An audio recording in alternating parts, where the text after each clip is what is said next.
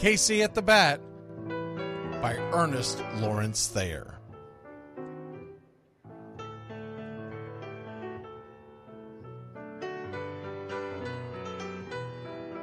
The outlook wasn't brilliant for the Mudville Nine that day. The score stood 4-2, but with one inning more to play. And when Cooney died at first, and Barrows did the same, a pall-like silence fell upon the patrons of the game. A straggling few got up to go in deep despair. The rest clung to the hope which springs eternal in the human breast. They thought, if only Casey could but get a whack at that, we'd put up even money now with Casey at the bat. But Flynn preceded Casey, as did Jimmy Blake, and the former was a hoodoo, while the latter was a cake. So upon that stricken multitude grim, melancholy sat, for there seemed but little chance of Casey getting to the bat. But Flynn let drive a single, to the wonderment of all, and Blake, the much despised, tore the cover off the ball. And when the dust had lifted, and men saw what had occurred, there was Jimmy safe at second, and Flynn a hugging third. Then from 5,000 throats and more rose a lusty yell. It rumbled through the valley, it rattled in the dell. It pounded on the mountain and recoiled upon the flat, for Casey, mighty Casey, was advancing to the bat. There was ease in Casey's manner as he stepped into his place. There was pride in Casey's bearing, and a smile lit Casey's face. And when responding to the cheers, he lightly doffed his hat. No stranger in the crowd could doubt 'twas Casey at the bat. 10,000 eyes were on him as he rubbed his hands with dirt. 5,000 tongues applauded when he wiped them on his shirt. Then while the writhing pitcher ground the ball into his hip, defiance flashed in Casey's eye, a sneer curled Casey's lip. And now the leather-covered sphere came hurtling through the air, and Casey stood a-watching it in a haughty grandeur there. Closed by the sturdy batsman, the ball unheeded sped. That ain't my style, said Casey. Strike one, the umpire said.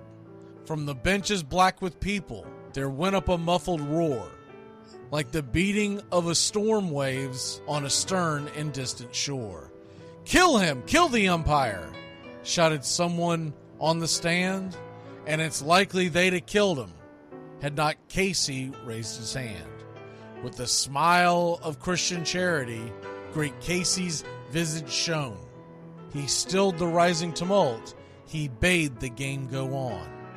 He signaled to the pitcher, and once more the dun sphere flew. But Casey ignored it, and the umpire said, "Strike two!" "Fraud!" cried the maddened thousands, and echoed answered, "Fraud!" But one scornful look from Casey, and the audience was awed. They saw his face grow stern and cold. They saw his muscles strain. And they knew that Casey wouldn't let that ball go by again. The sneer is from Casey's lip. His teeth are clenched in hate. He pounds with cruel violence his bat upon the plate. And now the pitcher holds the ball, and now he lets it go, and now the air is shattered by the force of Casey's blow. Oh, somewhere in the favored land, the sun is shining bright. The band is playing somewhere, and somewhere hearts are light. And somewhere men are laughing, and somewhere children shout. But there is no joy in Mudville. Mighty Casey has struck out. Casey at the Bat, Ernest Lawrence Thayer, published June 3rd, 1888. San Francisco Examiner.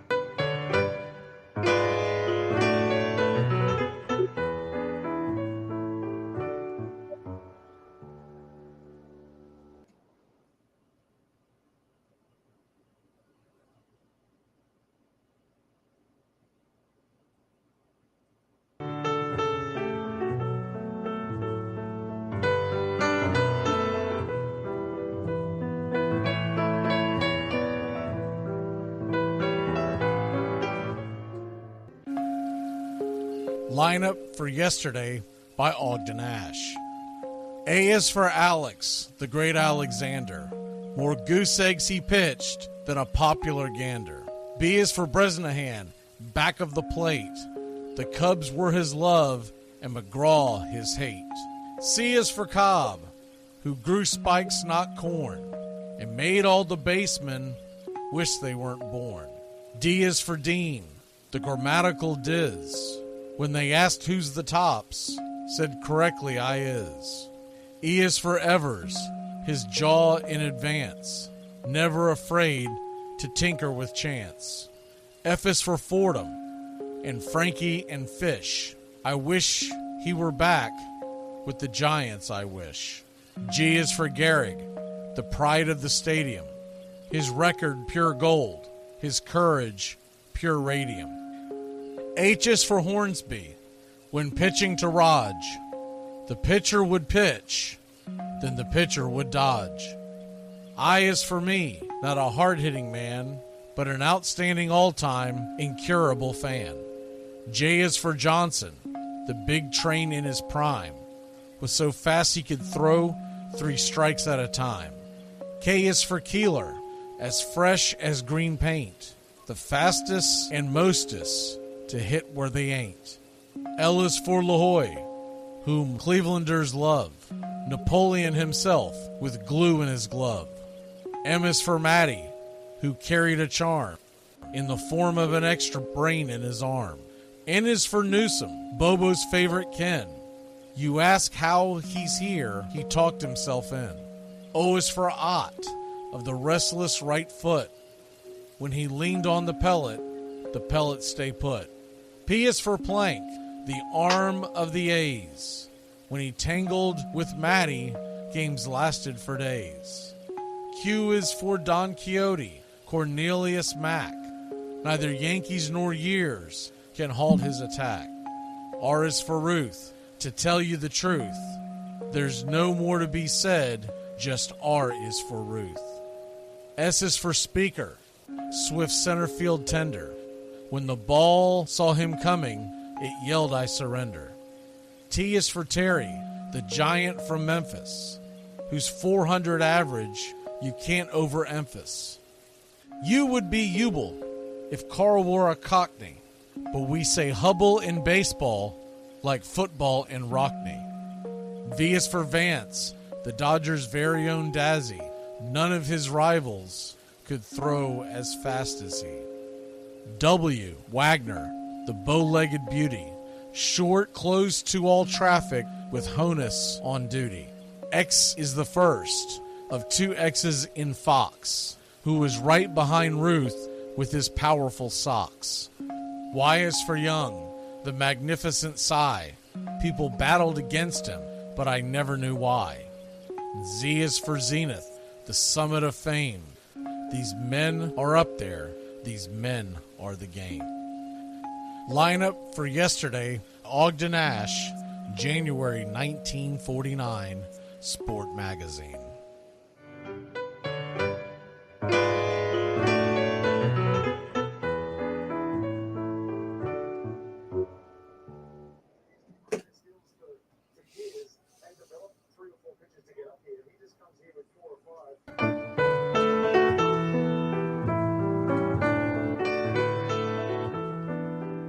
Lineup for Braves Country by D.M. McGee, 2024.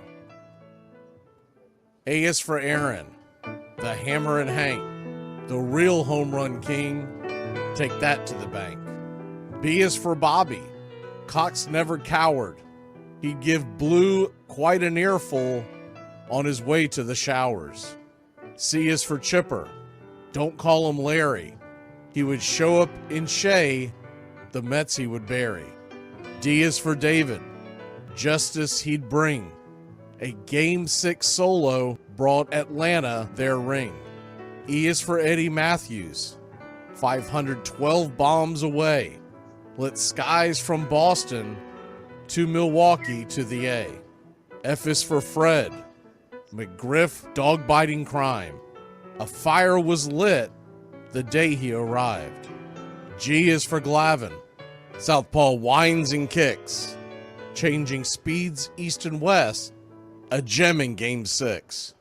H is for Harry and his brother George Wright, the father of baseball, Boston pennants in flight. I is for inning, ending double play, Riley to Ozzie to Olson all day. J is for Jones, Andrew let her fly, and his gloves in center is where singles would die. K is for strikeouts, a plenty from Strider, the quads in the stash, getting swings from that slider. L is for Lopez, Javi to B-Mac, Travis and Smurf, we've been lucky to see that. M is for Mad Dog, he won 355, could swat flies with the changeup and still bust you inside. N is for Necro, he got to the hall by bending and knuckling and floating that ball. O is for Otis, old Nixon could fly, the catch at the wall baffled our eyes. P's still for Peterson, we were all rockin' pearls. With Eddie and Jorge, we were out of this world. Q is a quandary for why Dale is not in. Murphy MVPs again and again. R is for ranking, the top pitcher's lore. Remember Kid Nichols, 107 WAR. S is for Smoltzy, the big three in the hall. When the game's on the line, you give John the ball. T is for Tyler, Matzik and the gift of 2021, the entire night shift. U is for Chavez, but we say Uncle Jesse. The frames, the release, kept the batters guessing. V is Van Weeren, Skip Carey 2, Don Ernie Joe, the tales from the booth. W is Warren, Spawn Johnny Sane. They'd ride him in Boston and then pray for rain. X is Mazzoni. Yeah, X marked the spot. Leo rocked next to Bobby, and his pitchers stayed hot. Why it makes us feel young, the game's main appeal. Chopping through the battery, there's no better feel. Z is for Zip Boom Bam, Ramalama Ding Dong. Throughout the summer, we sing that song. From AJ to eyeglasses and a hell of a pen. Mad Max, Uncle Charlie, win after win. A cannon from short, and RC you later. Acuna Matata, there is no one greater. Though you can't fit them all when you just A to Z, think of your favorites in the rafters we see. I started with 3, then 10, 25, 47, 31, and of course 29. Let's not forget 21, 41, 35, the great 44, or 755, and old number 6, who led his great teams. The pennants were flying, it felt like a dream. From Boston to Milwaukee, to Atlanta's TBS, a family, a tradition, Braves Country's the best. Lineup for Braves Country by DM McGee, 2024.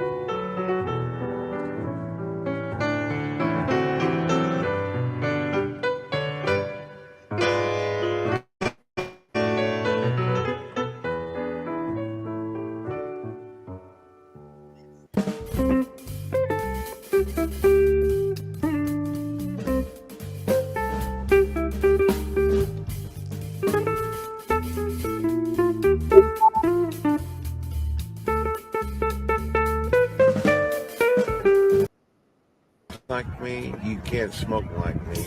So don't try and be like me. Let's party together.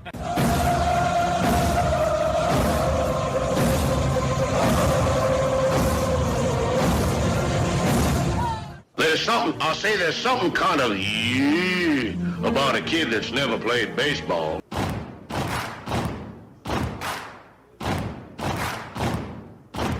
Baseball is a beautiful thing. It's more beautiful in an old park. It's It's asymmetrical and quirky. But even in a dome with artificial turf, it's beautiful. The way the field fans out, the choreography of the sport, the pace and rhythm of it, the fact that that pace and rhythm allows for conversation and reflection and opinion and comparison. In right field, the crowd is tormenting Strawberries, singing Darryl, Darryl. Little roller up along first, behind the bag. It gets through Buckner. Here comes Knight, and the Mets win. And there's a fly ball deep to left. It's on its way. There it goes. And the Yankees are going to the World Series. Aaron Boone. Ground ball stabbed by Folk. He has it. He underhands to first for the first time in 86 years. The Red Sox have won baseball world championship. Can you believe it? It's a pastime, something you do. It's entertainment, something you watch. And it's a shared experience, something you talk about and read about. But you can apply those same three criteria to other things.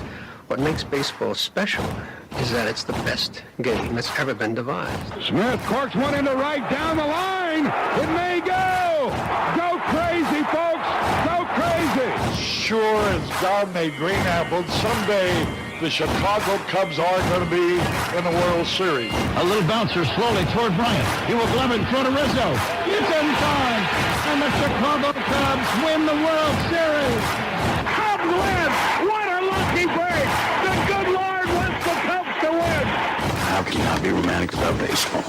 If baseball is about caring, about loyalty and rivalry, Braves fans are on their feet hoping for some kind of a bleeder or a seeing-eye single. Here's the 1-2 pitch. Fastball hit high and deep down the right field line. It's going back, back, back. Is it fair? Is it zip, boom, bam, it's gone! Ram-a-lam-a ding-dong, but 3-run shot, and your Atlanta Braves have taken a 1-run lead. She's gone, baby! There's a very peaceful thing. It was created and played in pastures and meadows. There's grass, there's outdoors, there's everything that people thought was American and feel about America. You get in a ballpark, and it's the wonder of walking through that dark tunnel and seeing a huge open space where men play the little boy's game.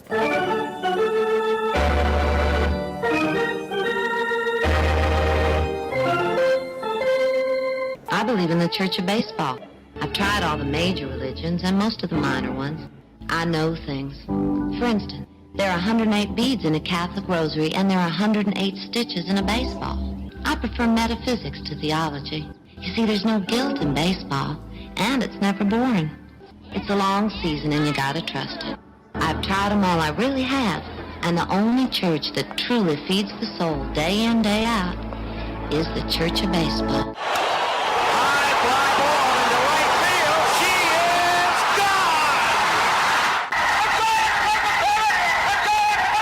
Swung line drive left field. 1 run is in. Here comes Reed. Here's the throw to the plate. He is safe. you're in Braves country. If there's a bigger thing going on right now, I don't know what it is. We're down to one strike here. Gurriel, the last hope for the Houston Astros. Here's the 0-2 pitch. Swung on, bounced over to Dansby. Dansby fires it over to first, and here comes the dog pile. Fire the cannons in the battery. Do the chop all throughout Braves country. Pop that top. Your Atlanta Braves have won it all.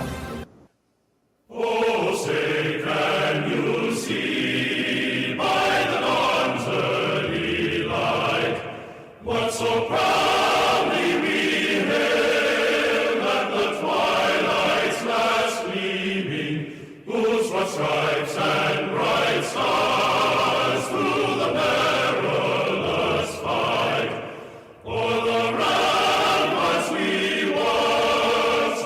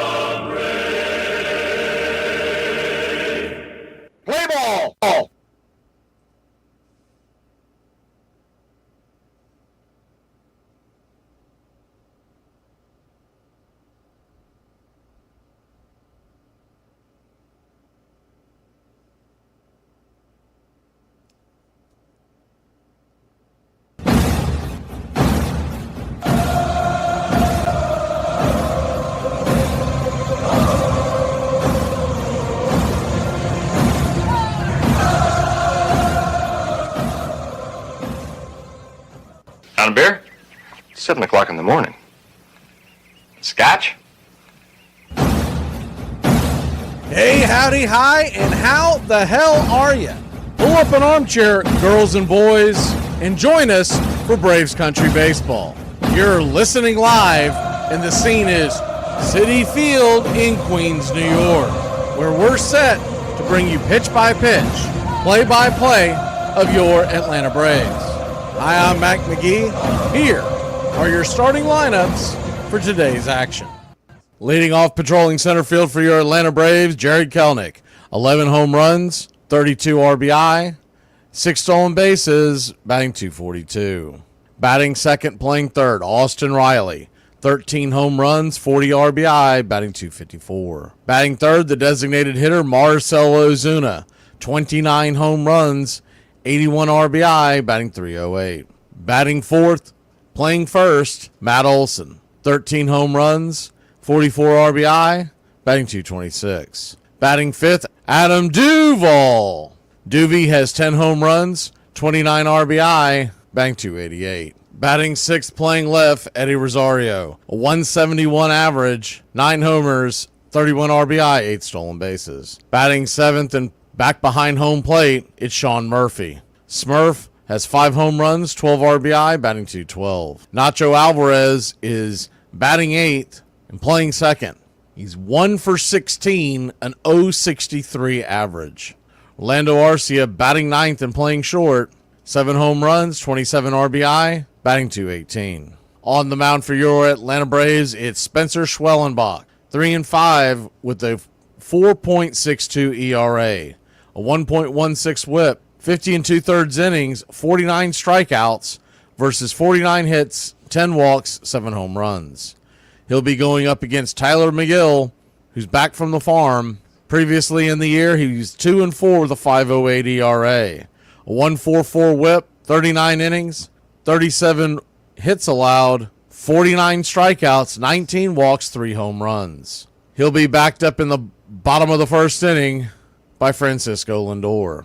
22 home runs, 62 RBI, 20 stolen bases, batting .257. Brandon Nimmo is in center field with 16 home runs, 63 RBI, 9 stolen bases, batting .234. J.D. Martinez is batting third, the designated hitter, with 11 home runs, 44 RBI, batting .265. Pete Alonso batting fourth and playing first, 20 homers, 53 RBI, 2 stolen bases, batting .241.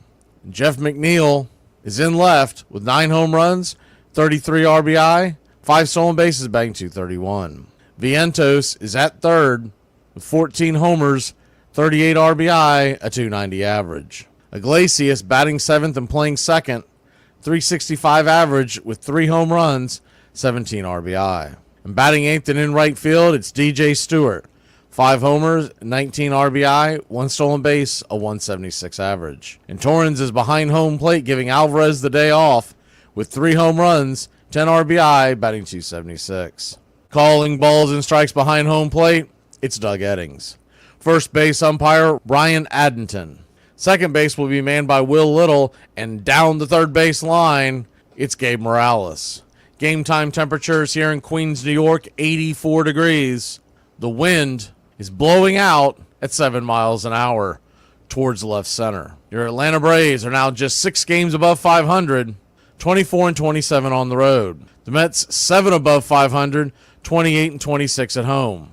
This afternoon, in the desert, the Atlanta Braves are minus 105 on the money line, a virtual pick'em. The over-under is 7.5. None of the New York Mets have faced Schwellenbach, and as far as Tyler McGill goes, Marcell Ozuna is 5 for 9 with a home run, a .556 average. Matt Olson 2 for 11, Duvall 1 for 2. Eddie Rosario is 6 for 12 with the home run, and Murphy 2 for 2. Austin Riley 5 for 21 with a home run, a .238 average. And Orlando Arcia is 1 for 7, so keep an eye on that. We'd like to thank all the Country Club members for helping support the channel. Please become a Country Club member today. And if you haven't already, smash that like and subscribe to Braves Country Radio. Well, it's about that time. Grab you a cold one. Find you an armchair. It's Braves, Mets, Game 3 of a 4-game set. Braves have to win today to try to force a split of the series tomorrow afternoon. The Mets have taken the first 2 games of the set, extra innings on Thursday. Last night, an utter disaster with Charlie Morton not getting out of the 3rd inning. We turn to Spencer Schwellenbach. We've got the corn cob kicking for you Country Club members as his emoji. Warm up those chop arms, Country Club. Braves Country, get your game face on. Let's get it. We got to get a W.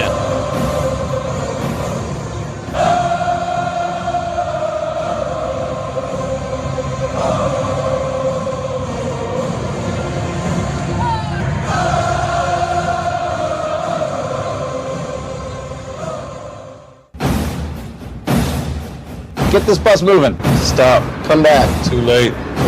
No call! Yeah, no call! You're in Braves country.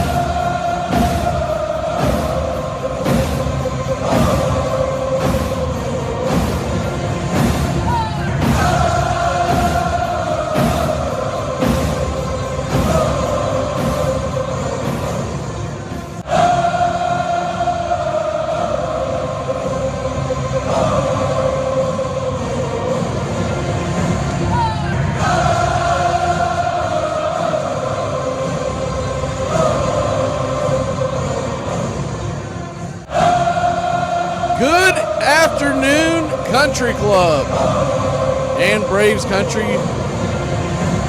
We are just about set pitch by pitch, play by play of your Atlanta Braves. Let's go ahead and get into a little roll call here. I know these Saturday afternoons kind of start off slow, people popping in. A lot of things going on a Saturday. But good to see you, Grandma King. Good to see you, Country Club member David S. Good to see Daniel Berry, Quentin McGinnis, Heather Johnson, Billy Power Maxon in the chat. Good to see Country Club member Charlie Pittman. Good to see John, Justin, and also great to see the Robert Willis Mathis. What you talking about, Willis? I think that's everybody so far. I assume the GOAT will be waking up soon. I know he works tonight, so hopefully he's in here by around first pitch. And I hope y'all are ready for pitch-by-pitch, play-by-play of your Atlanta Braves. Jazz Chisholm goes to the Yankees. You missed that little tidbit. We put that on the screen. My pick to click if you missed that. It's the Big Zoo. And the Braves win it 5-3. I think Schwellenbach's going to pitch a good game today. Man, we just got to wipe the filth off us. We've been playing some bad baseball no matter how you look at it. I was a little disappointed, I'm not going to lie. I was a little disappointed to see that Jazz didn't end up in Atlanta. He talks so fondly about playing in Atlanta Stadium. But that's the way it goes. They haven't been very aggressive at the trade deadline, and see what happens. But as far as you can see so far, they haven't done much. They haven't done anything except pick up players off the scrap heap since Acuna and Harris have gone down, and now you can add Ozzie Albies to the list. Tyler McGill's throwing his final warm-up tosses. The New York Mets are in their god-awful City Connect jerseys, prison gray with stripes and a gray ball cap. Looks to be maybe the Brooklyn Bridge outlined underneath the NY, but it's poorly done, so it looks like it's a sweat stain. And your Atlanta Braves are going to be in their home, or excuse me, their classic road grays, I should say, that landed on the chest, tomahawk underneath, all in red outlined in navy ball caps with the white A. Yeah, Grandma says AA is effing around. Yeah, well, he's gonna find out is what's gonna happen. He's absolutely just throwing this. I can't imagine he's gonna stand pat, but he's just been lifeless, and he's done this the past few years. And he thinks he's being cute, in my opinion, trying to wait the market out and see what he can get for the least amount of players. But you got to be a little more aggressive when you've had this many injuries. If this team was fully healthy, I could see playing that game. I could see, hey, you don't want to tear up the farm system. But this team needs help, and they need it in the worst way, especially on the offensive side. The pitching's pretty solid. We can probably make it through with the pitching that we have. Assuming Max Fried comes back, we would be okay if we made the playoffs. But as we stand in today, we are a half game behind the Mets, tied for the 2nd/3rd spot in the wild card. The Padres are percentage points in front of us, but we have 2 less losses. So it depends on how you want to look at that. Well, we are just about set. Tyler McGill's returned to the majors, and yes, sir, it is baseball time in Braves country. First pitch on the way is a strike on the outer edge. It's 0-1. The 0-1. McGill kicks and fires. Swung on and missed. 0-2. So an 0-2 count. Braves nothing, Mets nothing. 242 on the year with 11 home runs, 32 RBI. The 0-2 pitch. Down and in. Did he go around? They said he did. And that was a pathetic at bat by Jared Kelenic, one away. Didn't really get much of a swing on that. And to add insult to injury, he just kind of didn't fight at all in that at bat. I think it might be time for him to take a seat, even if we have to put one of the other bums out there. It's bad pickings. Austin Riley comes to the plate. First pitch on the way, swung on and swatted high and deep, but not deep enough. It'll be a lazy fly ball just before the warning track. DJ Stewart makes the catch. 2 away. So 2 quick outs, 4 pitches. Nah, Schwellenbach's not getting traded, Spry. They've got years of control on him. He's definitely a part of the big plans for the Braves. Unless you're predicting something terrible is going to happen to him. First pitch on the way to Ozuna is outside wide, 97-mile-an-hour fastball. It's 1-0. I don't see them. I could see kind of what you're thinking. Maybe they go after Garrett Crochet, but he's never been that aggressive. The 1-0 to Ozuna. Swung on and just missed it. Spun around. I don't know what in the world are they doing with the Mets screen, their scoreboard screen. They're painting all the Braves players in green. Don't know what that's about. It must be some nerd thing.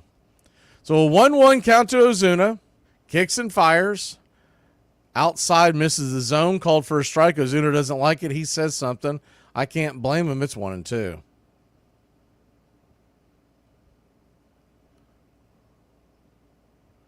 The 1-2. McGill, if he's going to get that big of a strike zone, he's going to be hard to hit. The pitch, outside wide. This one, he did take it, and he did get a ball called. 2-2. And I feel like you can't tell because he's got sunglasses on, but I feel like home plate umpire Doug Eddings is staring a hole through Ozuna the way he's got his head tilted. The 2-2. Kicks and fires. Swing and a miss, strike 3, and that'll end the inning. 3 up, 3 down. We'll grab the gloves and try to match them here in the bottom of the first. Braves nothing, Mets nothing. Here's my problem with cats. Best case scenario. You get the smartest cat in the world. He still craps in your house. I'll tell you what. Instead of getting a cat, why don't we all just stop flushing? Hey, Braves Country, this is Mac Magee with Braves Country Radio. We are bringing you pitch by pitch, play-by-play of your Atlanta Braves all year long. Please like and subscribe today.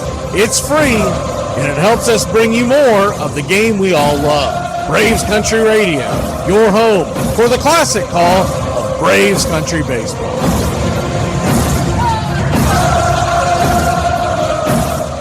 I was a natural-born kicker, bent upon making trouble for others.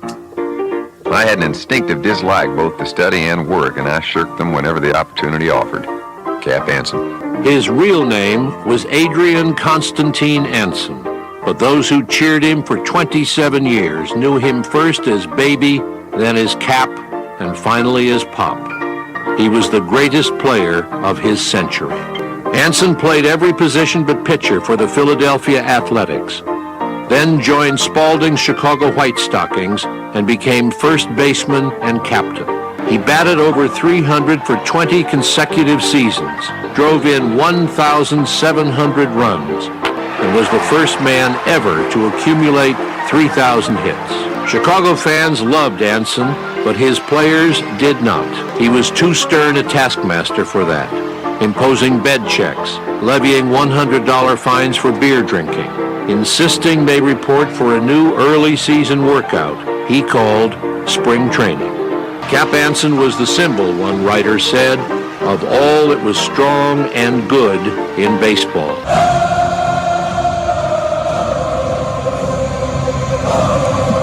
Spencer Schwellenbach has stepped onto the mound. Schwelly got a new emoji for him. I got tired of seeing that corn cob, so best thing I could find, that is a picture of Leave It to the Beaver saying that's swell. First pitch on the way is Francisco Lindor. Outside wide for a ball. It's 1-0. 1-0. Kicks and fires. Down and away, 2-0. So a 2-0 count.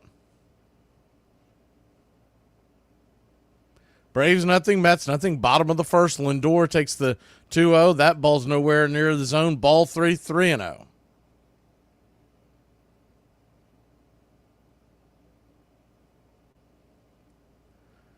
The 3-0 pitch. 96 on the outer edge, 3-1. Last thing you want to do is start putting free ducks on the pond. Schwellenbach, who's pitched better of late, the 3-1 pitch, swung on, slapped towards left field, but not very deep, not very hard, into the glove of Eddie Rosario, went away. I'm just looking for a hard, grinded out type of win. Just get a W on your... I mean, they have absolutely been in a drought.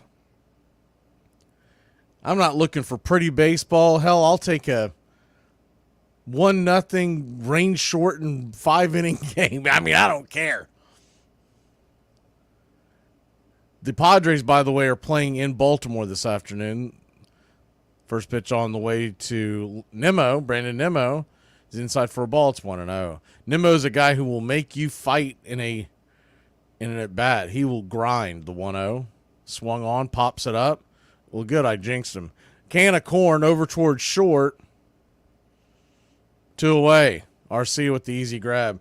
Normally with Nimmo, and I remember this a lot when Strider was pitching versus the Mets, he would have an enormous pitch count because Nimmo and the rest of the guys would just fight and fight and fight and slap his fastballs foul to drive his pitch count up. First pitch on the way to Martinez is outside wide for a ball. It's 1-0. J.D. Martinez hit a grand slam last night, 265. The 1-0, kind of a half-hearted check swing, 1-1. Hoping the Mets went out and tore it up after a big win last night. Maybe they stayed out to the New York bars till hours in the morning. Maybe they're feeling it today. The 1-1 pitch. Cutter misses, 2-1.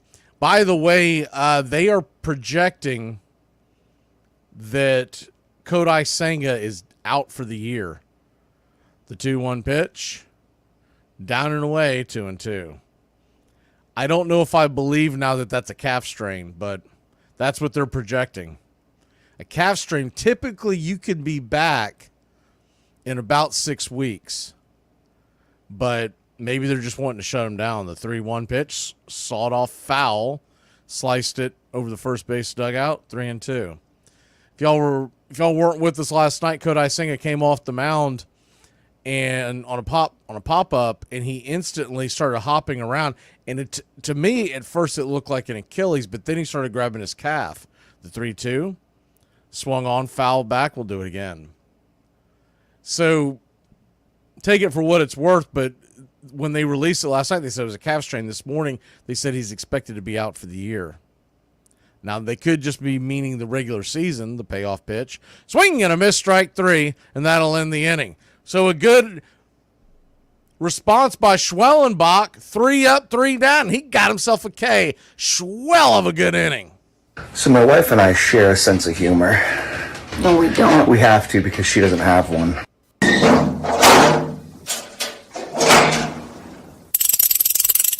Those people told you for days in advance that if the university sought to go ahead with that construction, they were going to physically destroy the university. Now, why did you negotiate many times? Negotiate? What is to negotiate? What is? The university is a public institution. That's right. But the university, its own community, and for the community of Berkeley that live around it. All of it began the first time some of you who know better and are old enough to know better let young people think that they had the right to choose the laws they would obey as long as they were doing it in the name of social protest.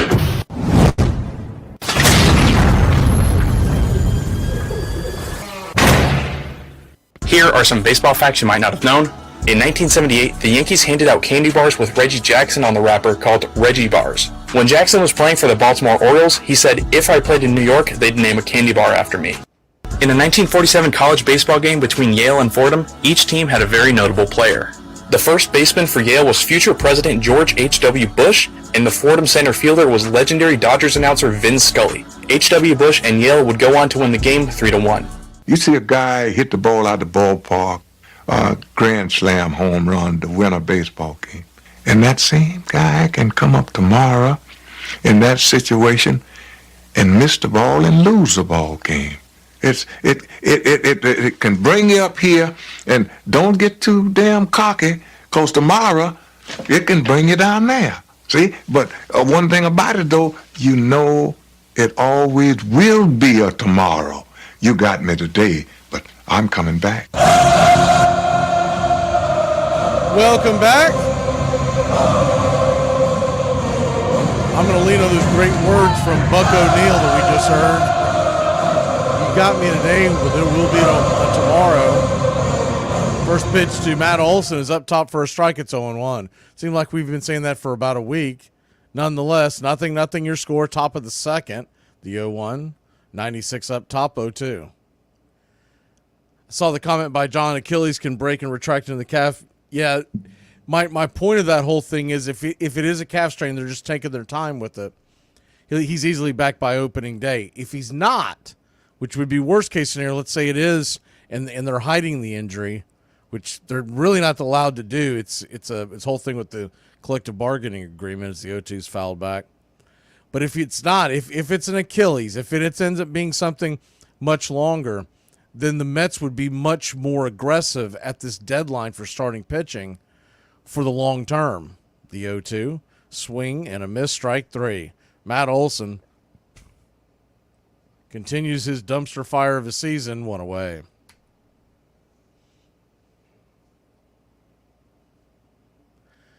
So... John said, "Trust me, I went to medical school," and then he added, "and dropped out." And oh yeah, it was veterinary school. First pitch on the way to Adam Duvall is outside wide for a ball. It's 1-0. The 1-0.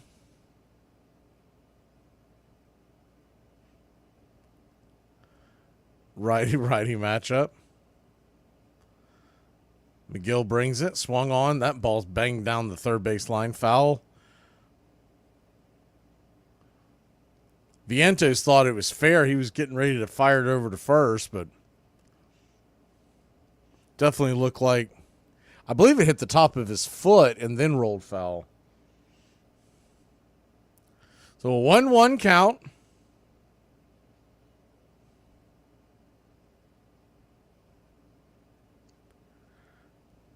This could be a day that we end up seeing Grant Holmes with Schwellenbach, who tends to run out of gas around the 4th, 5th inning, so you're going to have to try to spell into the later innings with someone. The 1-1, outside wide, 2-1. Remember, Jesse Chavez pitched last night, so he could come into today, but you wouldn't expect multiple innings. 2-1 count. Nothing your score. 1 down here in the top of the second. Duval hit 2 home runs last night. The 2-1 pitch. Swing, and that ball swatted hard, but plenty foul. Evens up the count. 2-2. He got way out in front of that one. Duval takes his timeout. What you're going to see from McGill today, he throws actually 7 pitches nowadays. 51% of the time, he throws that 4-seam fastball. And then the rest of the time, he splits it up pretty evenly. The 2-2 pitch, swung on, pops it up into right field, coming in, making the catches. DJ Stewart 2 away. Pretty evenly. After the 15% usage of the cutter, he then uses the slider, the curve, and the split, all pretty close to about 9% of the time. And then just to keep you honest, he'll throw a sweeper at about 5% and a changeup about 2%. So he's got the whole bag of tricks, and he's been down on the farm trying to work things out as he had a 5 ERA plus when they sent him down. First pitch on the way to Rosario's down and in for a ball. It's 1-0. I've always thought he'd be much better, much like his brother who's a back-end reliever for the Brewers. I always thought he'd be much better as a reliever, but they have forced him into the lead role. The 1-0 pitch swung on. That ball's belted into the right field corner. If it's fair, it's gone. It is just foul. Man, oh man alive. We talked about this, maybe 5 to 7 feet foul. Just a low bender that drifted. Talked about this in the intro. Eddie Rosario is 6 for 12 lifetime against McGill with a home run. I almost picked him to click. He's just hitting so poorly this year. It's hard to go that route. The 1-1. Swing and a miss. Fastball upstairs. His kryptonite, it's 1-2. I still don't understand why anybody on the major league level would throw Eddie Rosario a low off-speed pitch like they just threw him that he towered out of the park. The 1-2, swung on, chopped over to first. High fastball, couldn't handle that one. Step on the bag, and that'll end the inning. Another 3 up, 3 down. Will put Schwellenbach back out there. 0-0 your score. Here are some baseball facts you might not have known. At Fenway Park, which is the home of the Boston Red Sox, there is a lone red seat in the right field bleachers. The seat signifies the longest home run ever hit in the ballpark. The home run was hit by Ted Williams in 1946 and was officially measured at 502 feet. In 1985, third baseman Mike Schmidt criticized his own Philly fans for booing him by calling them uncontrollable and beyond help. Once he got back to Philadelphia, he was scared the fans would throw stuff at him on the field, so he decided to wear an outfit of a wig and sunglasses. If you ever want to break into Randy Johnson's house, you might want to think again. When being interviewed about gun violence in 1995, Johnson was quoted as saying, "I don't own a gun, but I keep a bag of baseballs near our bed. If someone breaks in, they better be wearing a batting helmet because I'm going to throw at their head." Baseball is good, an honorable profession, a great challenge. It has blessed me, I blessed it, and it has blessed our country. Branch Rickey. He was born on an Ohio farm in 1881 and named Wesley Branch Rickey for John Wesley, the founder of his family's Methodist faith. He was a pious, hard-working boy who memorized scripture, taught himself Greek, Latin, and algebra, and promised his mother never to drink or swear or violate the Sabbath. But he was mad about baseball, learned to play in the backyard with a ball stitched by his mother, followed every move of the Cincinnati Red, and became a good enough catcher with the Duck Run, Ohio team to consider a professional career. Still, the game was not a proper livelihood for a God-fearing young man, and so he abandoned baseball to teach school in Turkey Creek, Ohio. But Branch Rickey would one day become what one sports writer called the most original mind and the best organizer the game has ever produced. And in 1947, he would help make baseball, in truth, what it had always claimed to be, the national pastime. Welcome back to Braves Country Baseball. Schwellenbach will go back to work. I have no idea why, but I really like that. I really like his new emoji. I guess maybe because I grew up as a kid watching that show on reruns.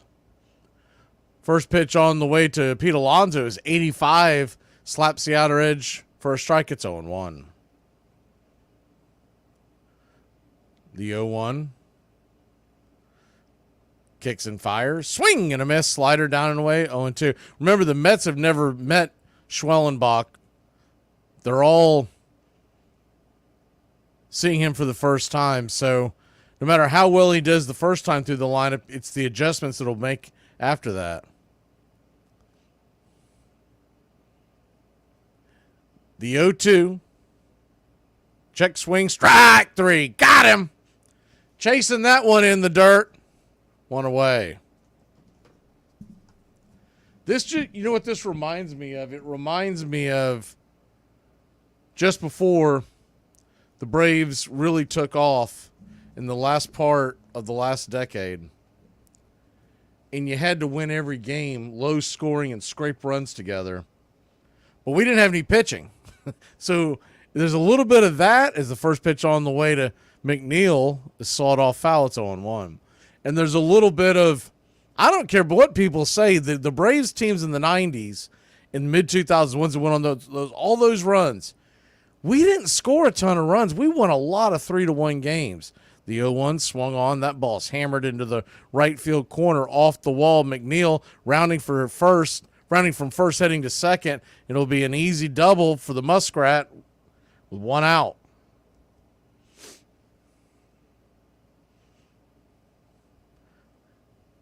Schwellenbach threw that cutter in there, and he just kind of hooked it into the corner. So McNeil stands on second, and Vientos will come to the plate.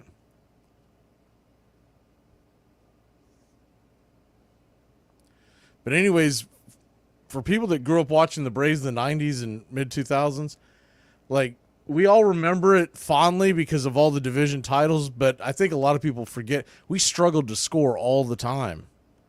First pitch on the way, down and away. Did he go around? He did not. It's 1-0. We think of the big names like Chipper Jones,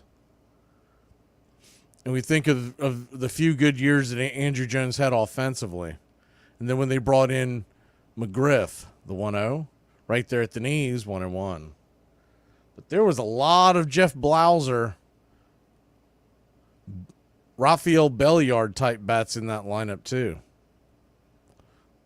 The 1-1. Right there at the knees. Good slider, 1-2. The biggest advantage we had back then, not only did we have a great rotation, we didn't have near the bullpen we have today. We had a great rotation. But the other thing is, the NL East was just putrid. The teams that went in up against us year after year, they were terrible. You think about the Mets and the Phillies and the Marlins. They would have a year here and there, but all in all, they were just awful. The 1-2. Slider down and away, 2-2. Yeah, Mark Lemke's bat. That thing was just for show. He made up for it by being a very average infielder. The 2-2. Swing and a miss, strike 3. 97 blew it right by him. 2 away. Big out number 2. That will bring DJ Stewart. No, I'm sorry. It'll bring Iglesias to the plate. I got ahead of myself. Iglesias, the right-handed bat.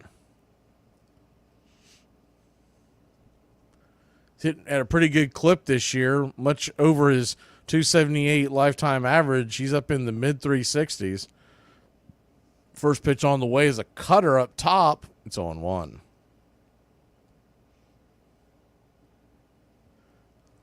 The 0-1. Righty-righty matchup.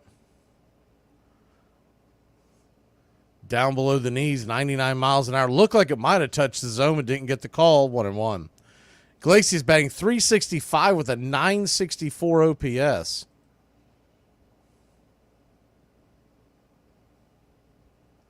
The 1-1 swung on and belted down the left field line. If it's fair, it's gone. Where does it land? Looks like it just went foul by a hair. And I mean a hair. That was a towering shot. Bullet dodge. Good night, Irene. That thing was crushed.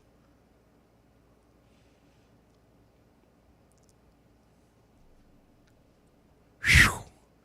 Good Lord. The 1-2 from Schwell. Runner at second, 2 outs. The pitch. Swing, chopped over towards first. Olsen's got it, steps on the pillow. We can all breathe a sigh of relief. We'll be back in a flash, grabbing the bats, bottom of the order on the way. I woke up sexy as hell again today. Hey, Braves Country. Braves Country is bringing you Braves Country Baseball. Braves Country comes to you every week. Hi, I'm Mac Magee, and we'll be bringing you play-by-play, pitch-by-pitch of your Atlanta Braves. It's free to listen. Please like and subscribe. YouTube.com/@Braves Country. Braves Country Baseball for the fans, by the fans. I do not wake up feeling like $1,000,000. I, in fact, wake up feeling like insufficient funds. Here are some baseball facts you might not have known.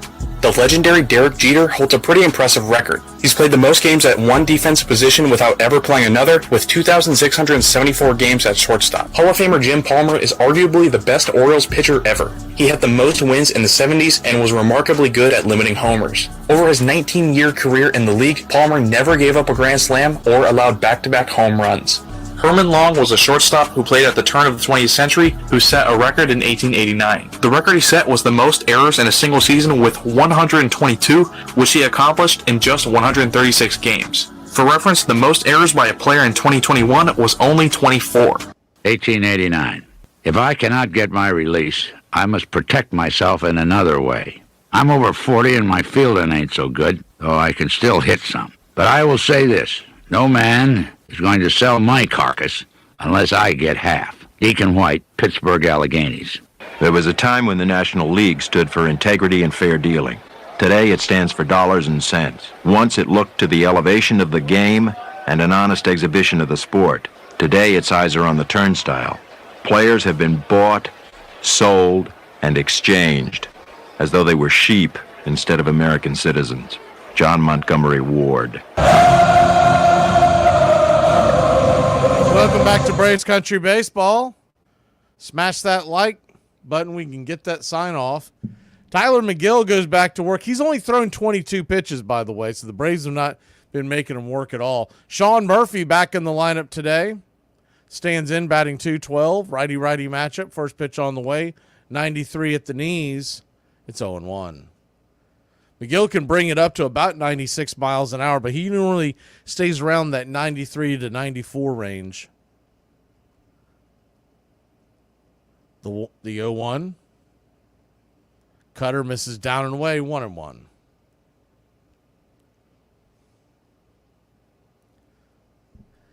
Sean Murphy, 5 home runs, 12 RBI. The 1-1 to Smurf. Misses down low, 94-mile-an-hour four-seamer, 2-1. Standing on deck, you got Nacho. Arcia is in the hole. If we can keep it going, Kelnick in the top of the order. The 2-1 pitch, down below the knees, called for a low strike. He needs to start giving Atlanta those calls because he has not been giving them. 2-2. You start giving a pitcher 2 to 3 inches below the zone like that, it's going to turn into ground ball city. The 2-2. Swing, sliced it back foul. A little bit of a hanging slider, 2-2.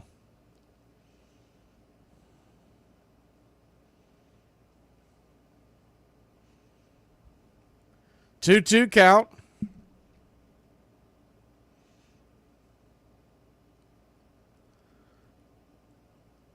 Nothing, your score here in the third. The pitch. Swing, that ball slapped towards right field. Good sliding catch in the outfield by DJ Stewart.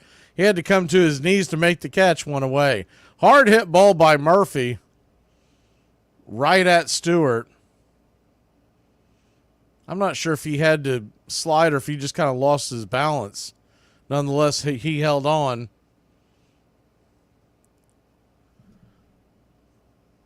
one away. One down.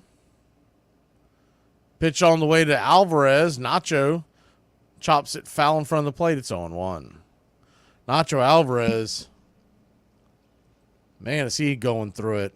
Hitting .063, just the one base hit. And 16 at bats.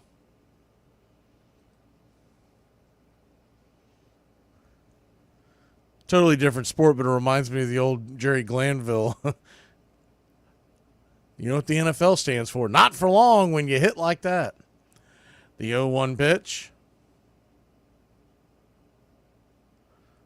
McGill fires it right there at the knees. 95 frozen 0-2. Lando Arcia stands on deck. Braves. Hope you're sitting down. Have not had a base runner. Have not had a hit. We're here in the top of the third inning. The 0-2 pitch. Down and away, 1-2.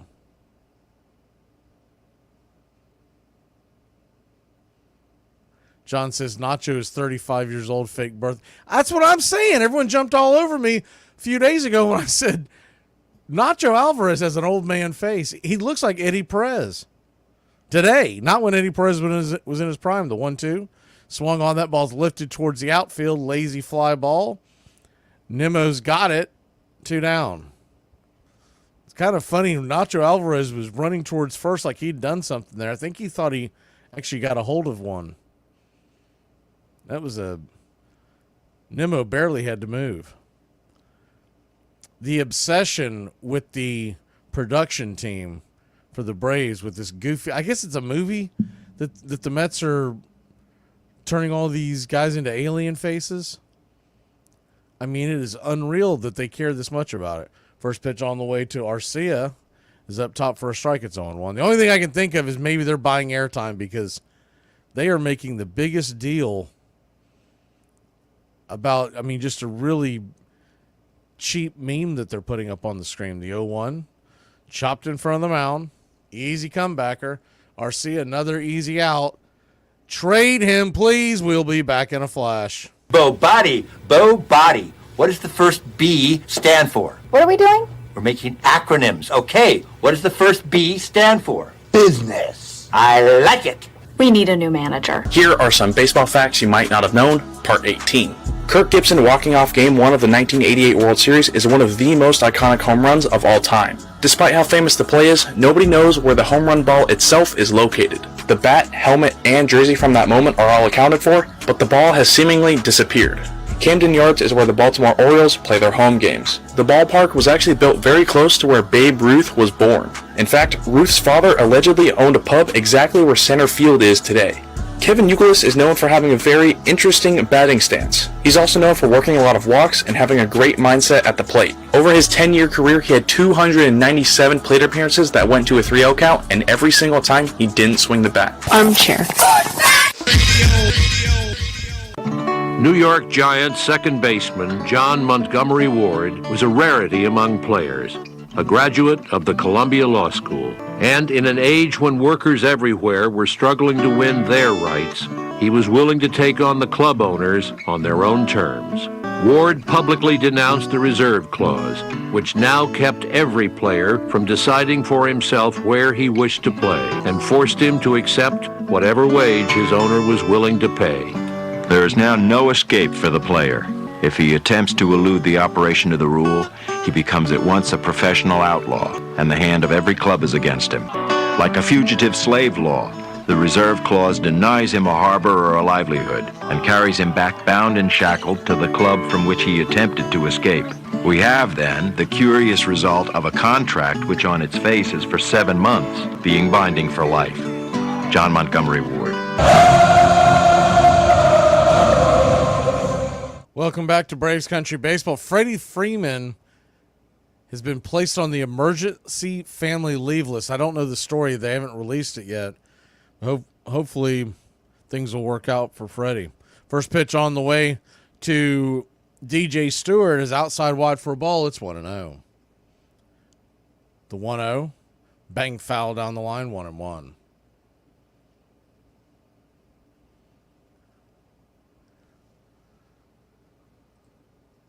1-1 count.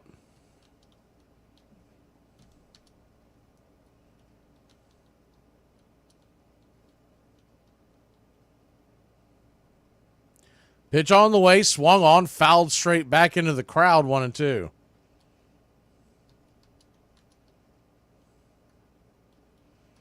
Braves nothing, Mets nothing. We're in the third inning. Schwellenbach's at 31 pitches.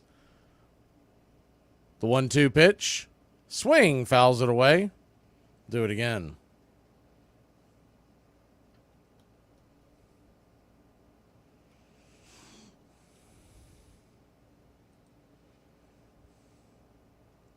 The 1-2, swung on, chopped over towards first, but it'll go foul. Olsen grabs it and fires it into the crowd.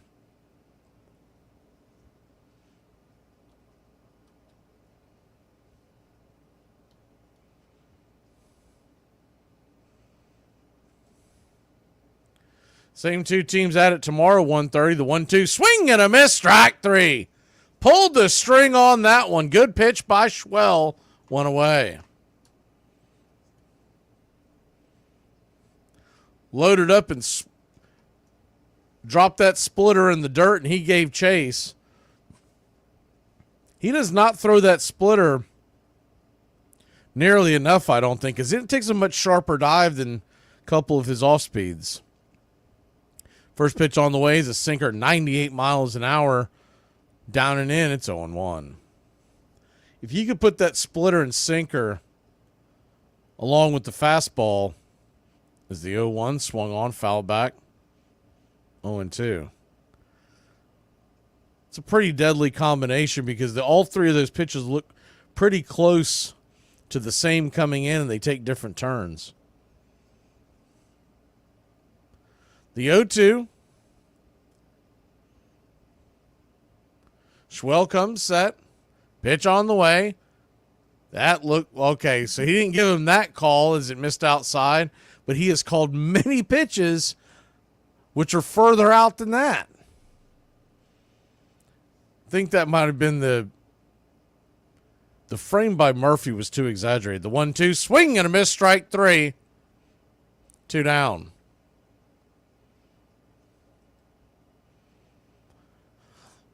Two away.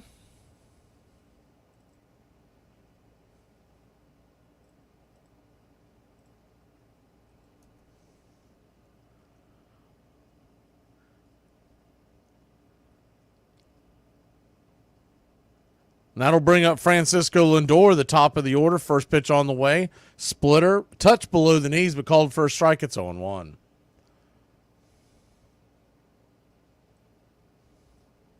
The 0-1. In the dirt, 1-1.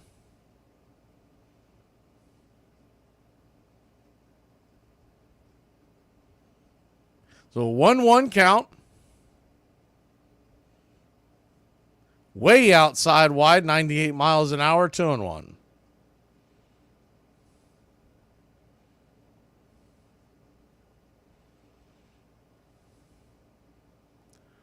The 2-1 pitch.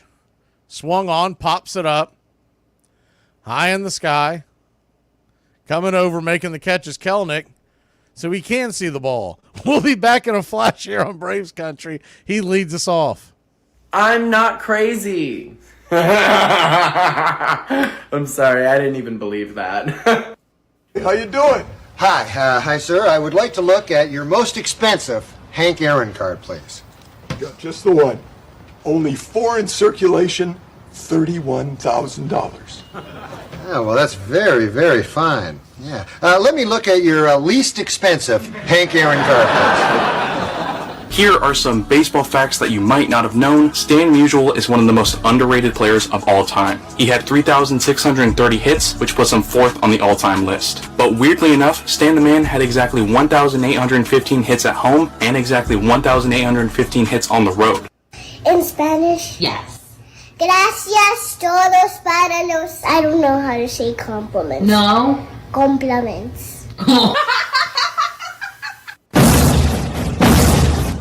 Hey, Hey, Braves Country, this is Mac Magee with Braves Country Radio. We're bringing you pitch by pitch, play-by-play of your Atlanta Braves all year long.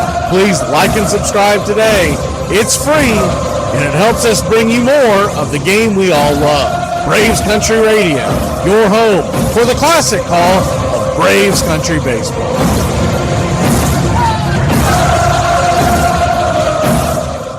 So, who else hates it when you get up on a Monday morning? Although the first World Series had been a huge success, the reputation of the game continued to suffer as brawling fans drove away paying customers. Now, Ban Johnson ordered his American League owners to have their stadiums patrolled to keep rowdiness down. Players and managers, as well as fans, were expected to behave.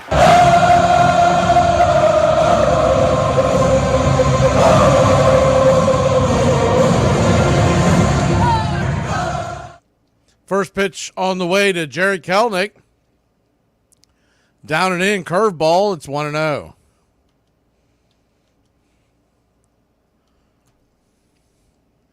The 1-0.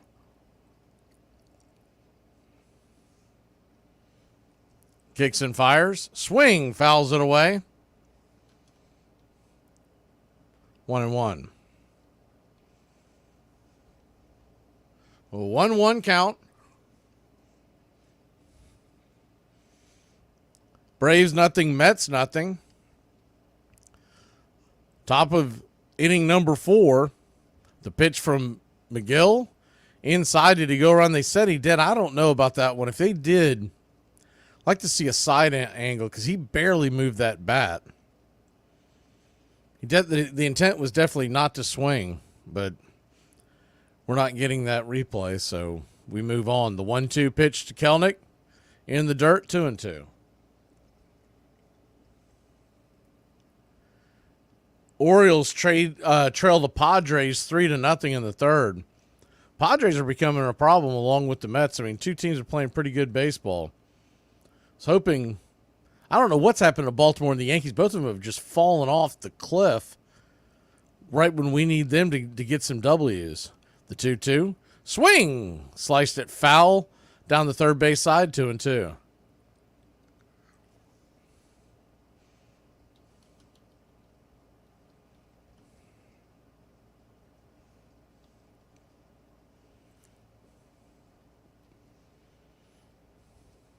So a 2-2 count. Swung on, chop foul. Do it again.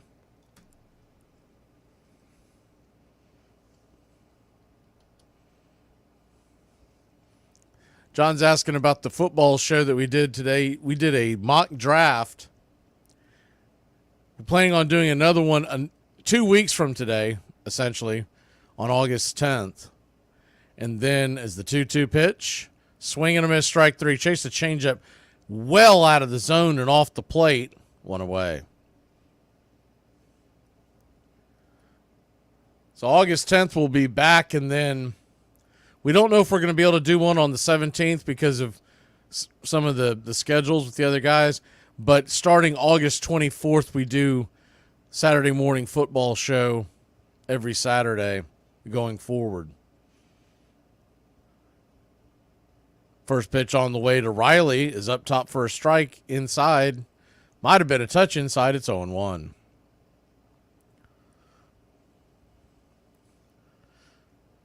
The 0-1. Miguel comes set, kicks and fires, swing, drops it over towards short. Easy play for Lindor. He makes it harder than it should have been. Riley almost beat that out, but he's out by about a half step, 2 away. On Saturday mornings, we're coming on at 8:45 and staying on till about 10.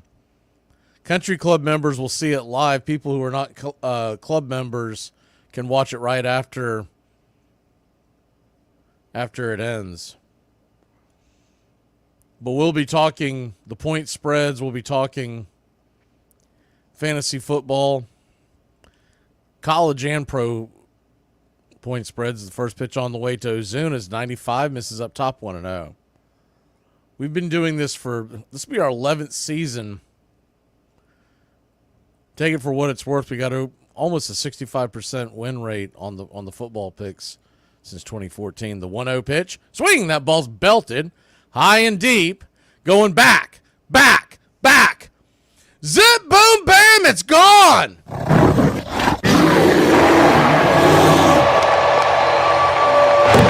Solo shot.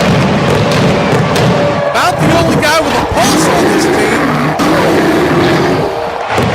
Marcelo's doing it, goes yard. His 30th home run of the year, 423 happy feet, 107 miles an hour off the bat. Your Atlanta Braves jump out on top 1-0.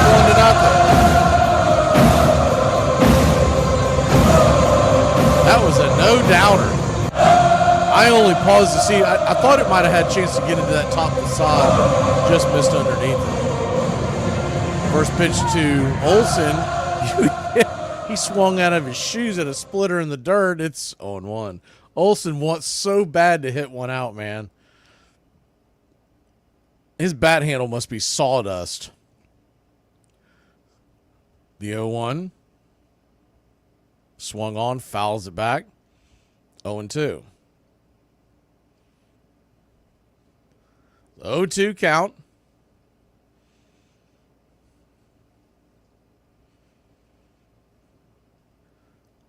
Miguel still at only 47 pitches, so he's well in front of that. The pitch on the way, swing. That ball is a laser down the right field line, but foul. You would typically want to see the Mets starting pitcher up around 60 pitches at the end of this inning, and he's not even at 50 yet. So if they don't start tagging him, he might go deep into the game. The 0-2 pitch. Swing. That ball's lifted high into left field. That's going back on the track. Is that gone?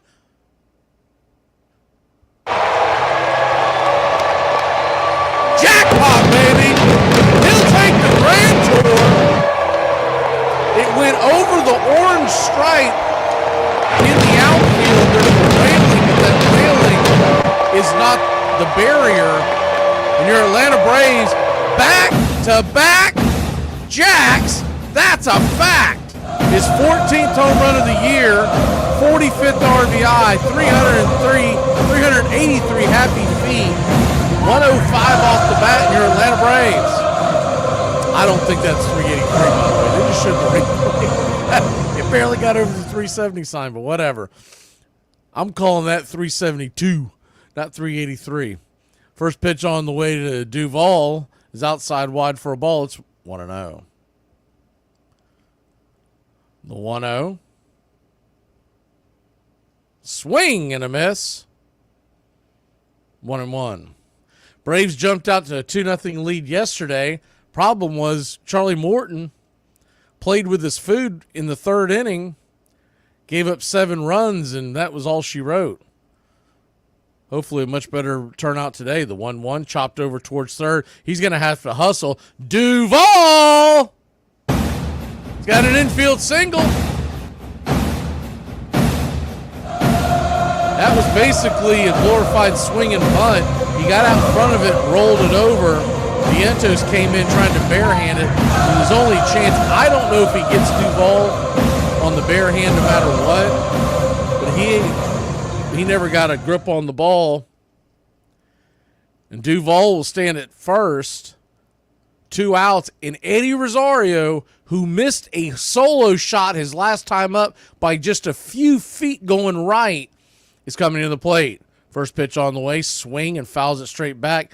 95-mile-an-hour fastball. It's 0-1.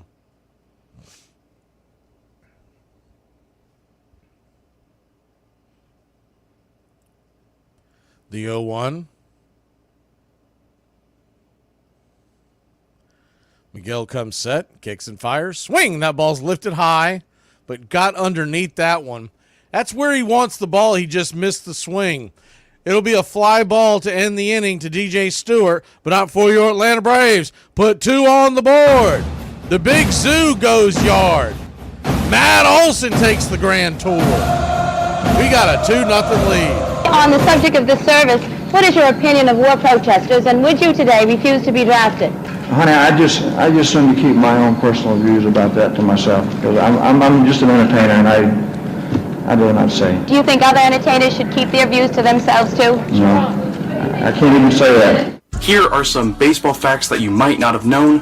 Clayton Kershaw is without a doubt a Hall of Famer. In Kershaw's family, he had a great uncle named Clyde Tombaugh. He was an astronomer who, over 100 years ago, discovered the planet Pluto. For those who don't know, eye black is a black adhesive that is used by players to limit glare from the sun. But did you know that none other than Babe Ruth allegedly invented it? Around the 1930s, Ruth was getting distracted by the sun, so he put some black grease under his eyes, and the rest is history. John Joseph McGraw, player-manager of the contentious Baltimore Orioles, had been one of the first National Leaguers to jump to the American League in 1901. But he had not liked it there. He could not bear to have anyone tell him how to play the game. When McGraw refused to stop the constant abuse of umpires, for which he was infamous, Johnson suspended him. McGraw never forgave Johnson. He returned to the National League as manager of the New York Giants, a job he would hold for 31 years, leading his team to 10 pennants and ending in the first division 28 times. No one made a move on the field without his consent. McGraw was said once to have fined a player for hitting a home run that drove in 2 runs because he had ordered him to bunt. The main idea, John McGraw said, is to win. When McGraw won the National League pennant in 1904, he took an especially sweet revenge on Ban Johnson. Rather than have anything to do with the league that had suspended him, he simply refused to play the Boston Pilgrims for the championship. There was no World Series in 1904.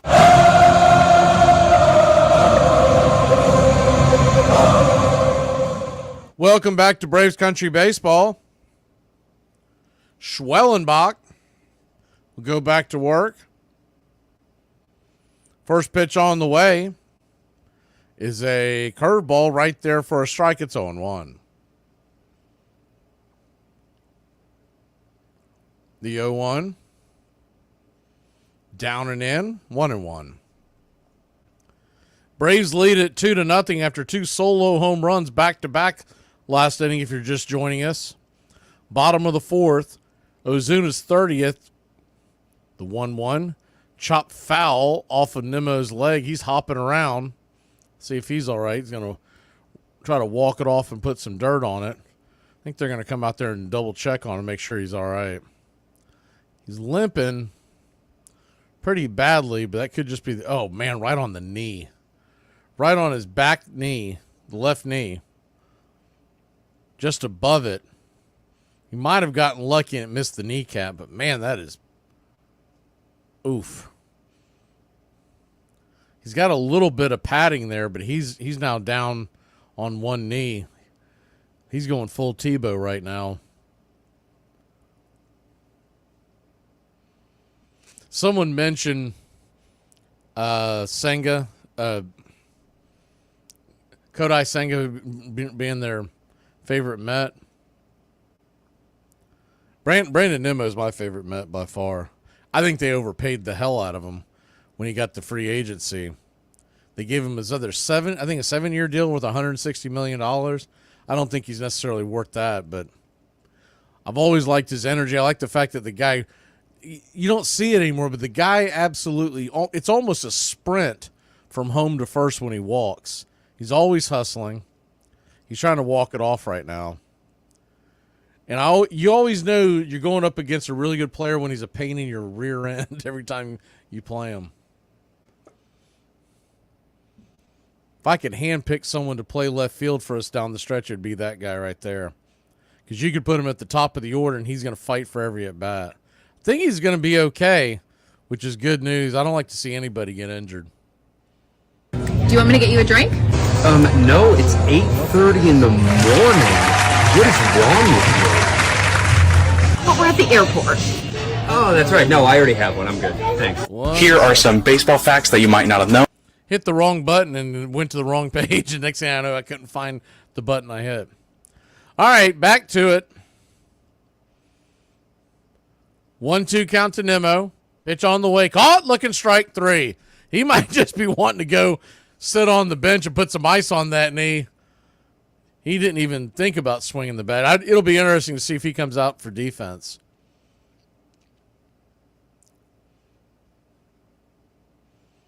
Good slider on the outer edge, just kind of bended up top and froze him. That's Spencer Schwellenbach, 6 strikeout. First pitch on the way, slider down and away. It's 0-1. J.D. Martinez, the batter. Alonso on deck. If he could get through this, is the 0-1 outside, 1-1. If he could get through this, he'd have a very good chance of at least to begin to start thinking about qualifying for the win. The 1-1, 96 on the outer edge. Just misses, 2-1. That's the pitch that the Braves have been called a strike on them, but he didn't give him to Schwellenbach. The 2-1, swing and a miss. Brought the cutter high and inside right there on the hands, 2-2. I can tell you one thing's for sure, with the trade deadline coming on Tuesday, I cannot wait. The 2-2, swing and a miss, strike 3. Got him. 7th strikeout. Man, is he rolling so far, 2 away. I cannot wait for the trade deadline to be gone, because then there's no more guessing. You know what your team is, and you can see if Anthopoulos is going to be serious about this or not. First pitch on the way to Alonso is a bender on the outer edge for a strike. It's 0-1. The 0-1, down and away, 1-1. You get all this talk, and don't get me wrong, I like the trade deadline. I really like it when there's a lot of movement. We're starting to see it. But it gets frustrating as the 1-1 pitch. Down below, called for a low strike. He's been calling that all day long on both sides, 1-2. You're starting to see some movement. Jazz Chisholm goes to the Yankees. Randy Arozarena went to the Mariners. The 1-2. Down and away, 2-2. And these are some of the bigger names, and they start coming off the board. I think you're going to see heavy movement over the next 48 hours. And then teams, when they get into Tuesday morning, they're going to try to clean up what they haven't addressed yet. The 2-2 pitch swung on. That ball is going to get hit into the gap. It's down for a base hit, and it's another double for the Mets. Pete Alonso pulls into second. He does some kind of a, I don't know, they're doing some kind of a weird wannabe tomahawk chop for their celebration. I'm not sure what that is. Kind of like a tomahawk chop and shooing flies away at the same time. So they got a runner in scoring position, and McNeil, who hit a double his first time up, comes to the plate. So you want to be careful here. Vientos is on deck. Righty-lefty matchup. First pitch. Swing and a miss. Slider off the edge. It's 0-1.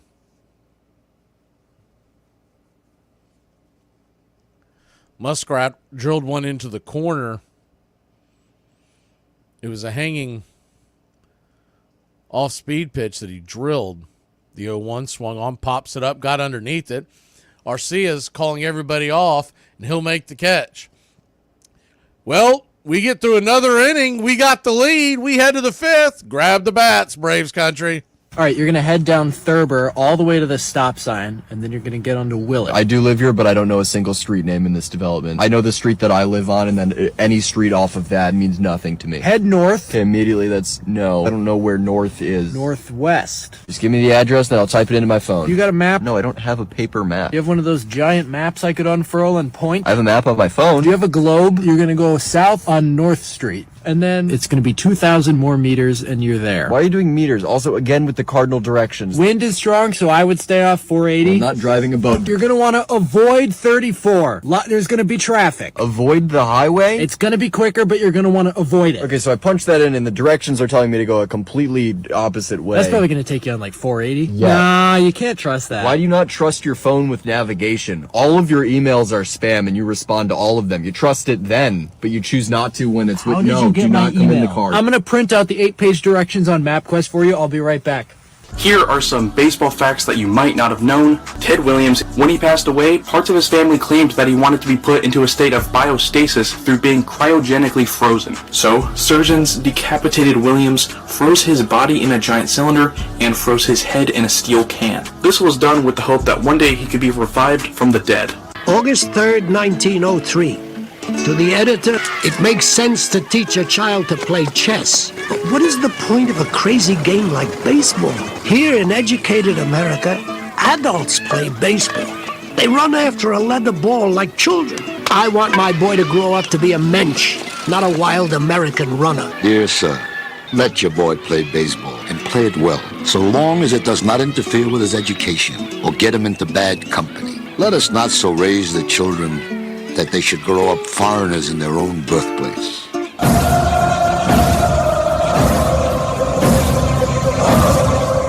Welcome back to Braves Country Baseball. Sean Murphy leads us off. First pitch on the way from McGill is down and away, nowhere near the zone. Bounces to the backstop. It's 0-1. 1-0, excuse me. McGill at 55 pitches on the afternoon. I don't know why, but a guy is in the crowd with a Mets t-shirt, and he's got a Buffalo Bills chicken wing thing on his head. The 1-0. Down and away, 2-0. A, obviously, he's in the wrong market, but B, in the middle of the summer, why would you want to put that hot-ass thing on your head? McGill comes set. The 2-0 pitch. Takes 95 on the outer edge. That's a pitcher's pitch. Good take by Murphy, 2-1.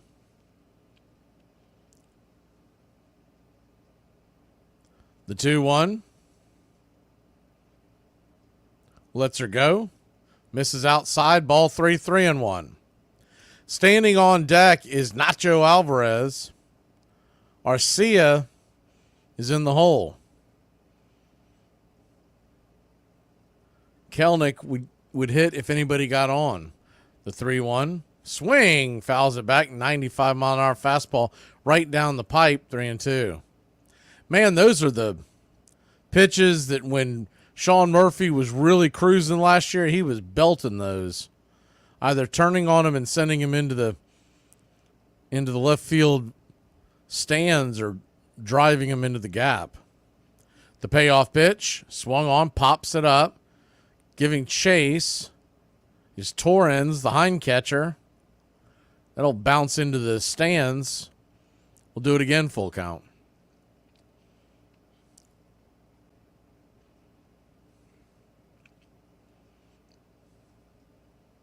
Braves 2, Mets nothing, top of the 5th.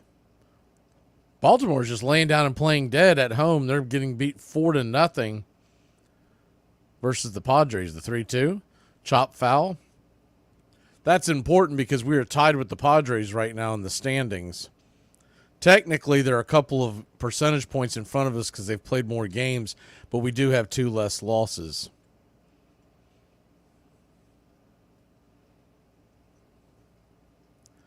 The payoff pitch from McGill. 62nd of the afternoon, he brings it. Inside, almost gets him on the arm, but he'll head on down to first. We got a leadoff walk here in the 5th inning. Let's get it, Braves country. Nacho Alvarez.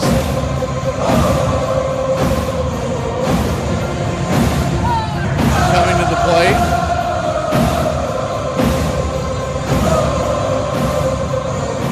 Nacho, 0 for 1 on the day, batting .059. First pitch on the way is down and away for a ball. It's 1-0. We don't need Nacho to be Ozzie Albies. We know that. We just need him to get on, cause some havoc with the speed, and keep the line moving. The 1-0. Outside wide, 2-0. 2-0 count.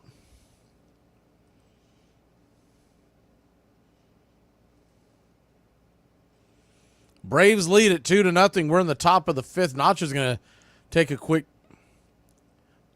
step out the boxes. They're going to go out there and talk to McGill. Maybe talking about the signs. They might have had something screw up there. Same two teams back at it tomorrow. And then Monday, we are off to Milwaukee to face one of our former homes. We'll face the Milwaukee Brewers, excuse me. Freudian slip there. Monday night, Tuesday night, both 8:10 first pitches. And then Wednesday is a 2:10 getaway day. On that Tuesday night, it's the trade deadline. We're going to come on early, 6:30, to react to all the trade news. The 2-0 pitch inside almost gets him. Come on, Nacho, stick that hip out there and get on down to first base, buddy. Instead, the 3-0 lets her go, taking all the way. Now, I like that by Nacho. He's got a 3-0 count, and he's taking all the way to see if McGill can hit the zone. Considering what he's done offensively, that's a good take. The 3-1 swing chops it over towards the mound. McGill's got it, but he'll step on the bag, so it is a useful out, a productive out, as Murphy gets into scoring position. Whoa! Hey, check it out! What? Look! That guy! Get me some nachos. It is a sign. A sign in these nachos to help me score.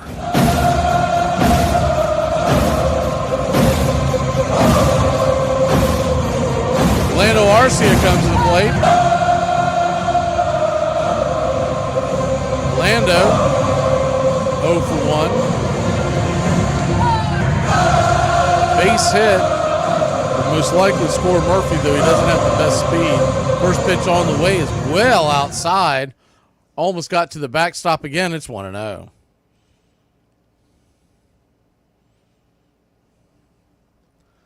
The 1-0.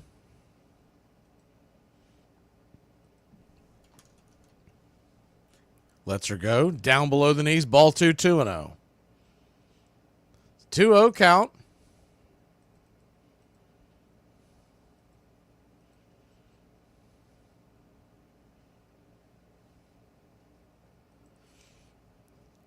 McGill comes set.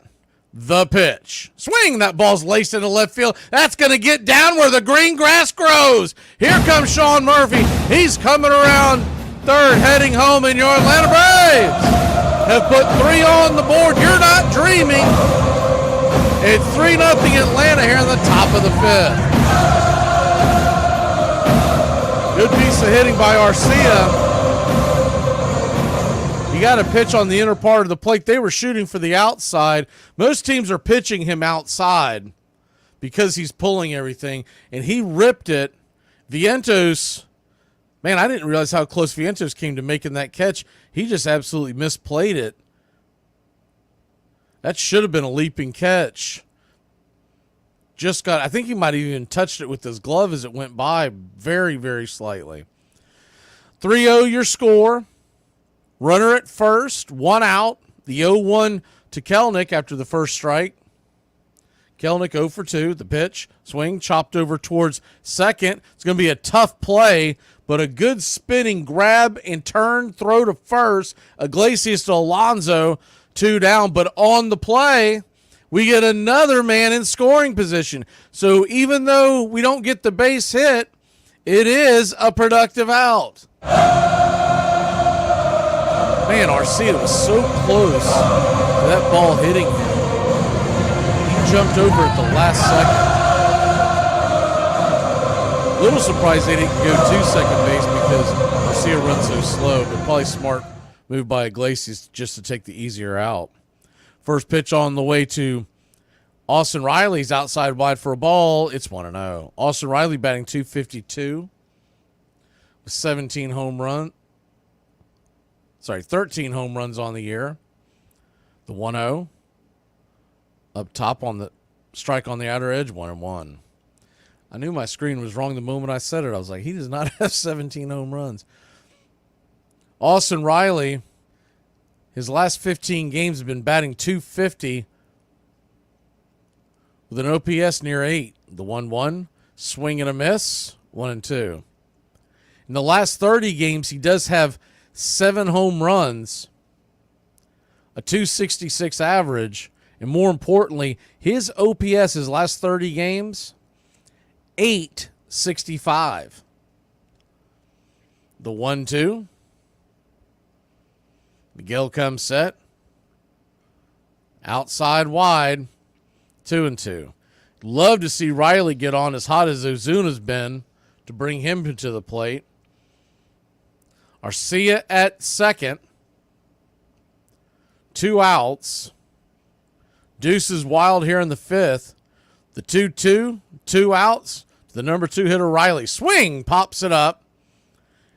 Foul territory. Looks like it's going to stay in, and Alonso makes the catch right at the netting, and that'll end the inning. But not for your Atlanta Braves. Put another one on the board. It's 3-0. We head to the bottom of the 5th. This portion of the show is being brought to you by Ed's Almost Good Beer. Remember, Ed's Almost Good Beer was brewed in God's country when God wasn't looking. Hey, Braves Country, I'm Mac Magee. Join us for Pitch by Pitch, Play by Play, the classic call of Braves Country baseball. We're bringing you Atlanta Braves baseball all year long. Jump into our pregame show, Braves Country Today, just before first pitch. Stick around for the postgame show, Braves Country Tonight, where we will open up the phone lines and react to your calls or your comments all year long. That's Braves Country Radio, pitch by pitch, play by play, your home for the classic call of Braves Country baseball. Here are some baseball facts that you might not have known. How did Mariano Rivera accidentally save the life of one of his teammates? In the 2001 World Series, the Yankees had a 1-run lead against the Diamondbacks in the bottom of the 9th. But in Mariano's second inning of relief, he gave up an RBI double to Tony Womack and a walk-off single to Luis Gonzalez. The planned victory parade in New York was canceled, which meant a change of plans for infielder Enrique Wilson. He was scheduled to leave for his home country of the Dominican Republic 8 days after the World Series, but because the Yankees lost, he moved up his flight a few days. His original plane was American Airlines Flight 587, which ended up crashing and causing the deaths of 265 people. The next year, Rivera talked to Wilson in spring training and told him, "I am glad we lost the World Series because it means that I still have a friend." My mother always said that she loved to go to church, but not to hear the preacher. She could read her Bible at home, but she could only be in church. And baseball has some of that same sense of peace that has nothing to do with ideology, but simply with ritual, familiarity, small truths, sort of lessons of the day that we're familiar with before, but may get a little more light on them that day.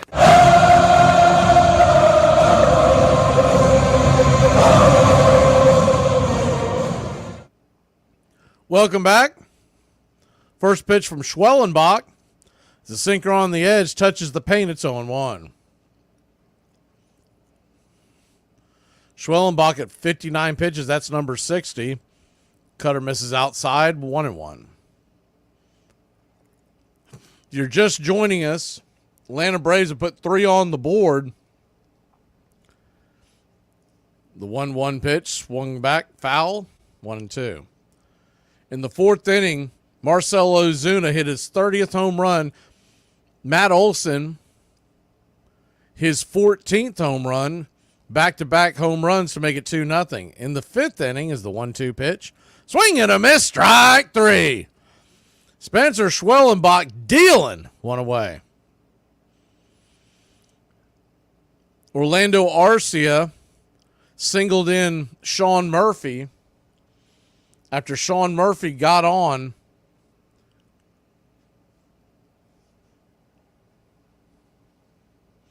with a walk. Nacho knocked him over towards second with the ground ball, and Arcia came through with the base hit. First pitch on the way to Iglesias is swatted foul down the left field line. It's 0-1. The 0-1. Kicks and fires. outside wide, 1-1.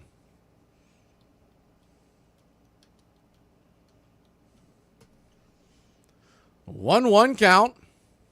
Swing, chops it off the plate, 1-2.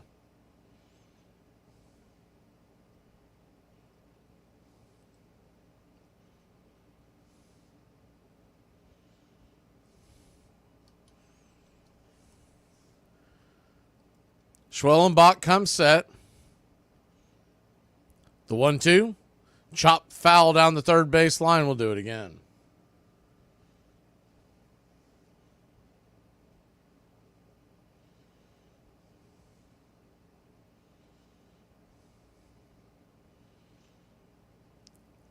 Schwell kicks and fires. Slider missed well outside, 2-2.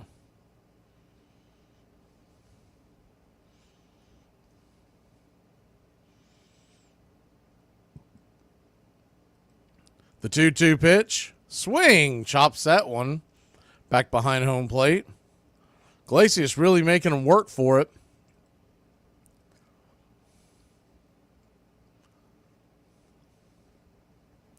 Glacius about to see his 7th pitch of the at bat. The Braves infield is back and to the left. The 2-2 from Schwell. Swing and a miss, strike 3. 97 miles an hour, blew it right down the line. 2 away. Good night, Irene. Is he on fire? 9 strikeouts for Schwell.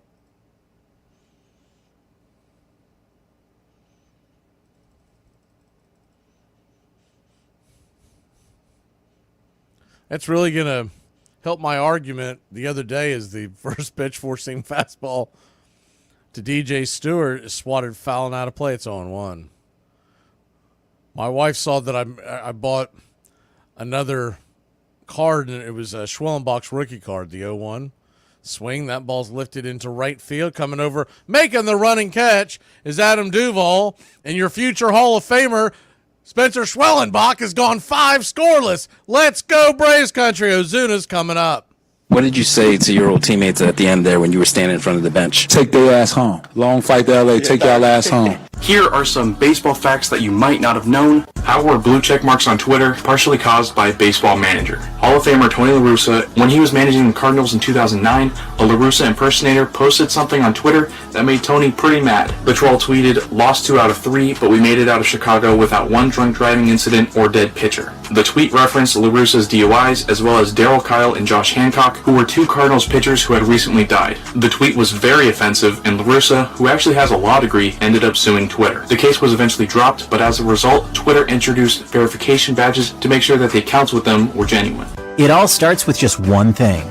Get to know your local beekeeper. You can make sure they don't use chemicals in the hive, that they only sell surplus honey, plus locally produced honeys have a smaller carbon footprint. Find tips and more at onethingus.com. What's your one thing? In 1900, the Giants had taken a huge risk and traded their greatest pitcher, Amos Russi, for a 19-year-old rookie. Russi had 245 wins behind him, and as it turned out, none ahead of him. The Hoosier Thunderbolt went back to digging ditches in Indiana. The rookie had no major league wins when he joined the team, but he had 373 ahead of him. His name was Christy Mathewson. Matty was without a peer. He had a greater variety of stuff than any pitcher I ever knew or handled. His fastball was the equal of Walter Johnson or Amos Russi's. He had the fadeaway down to perfection, and he utilized his knowledge of batsmen with greater effect than any twirler in the game. He possessed wonderful control, remarkable fielding ability, and was one of the finest sportsmen the game has ever known.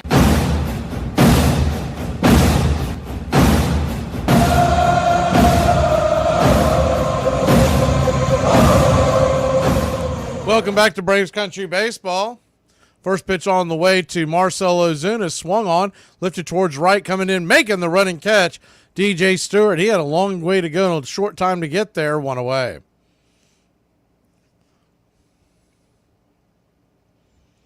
Yeah, I've got a Strider's rookie, John. I've got a lot of the younger guys. I haven't paid like a high price for it. Once they get to where they're highly You know, I look at it as I missed out on it if I don't get on the ground floor. Probably not the right way to look at it, but I don't want to spend a ton on it, any of it. The first pitch on the way to Olsen is inside for a ball. It's one. I want to say Schwellenbach was like $1 or $2 free shipping. It was something really cheap. I can't remember. The 1-0 down below the knees. 1-1.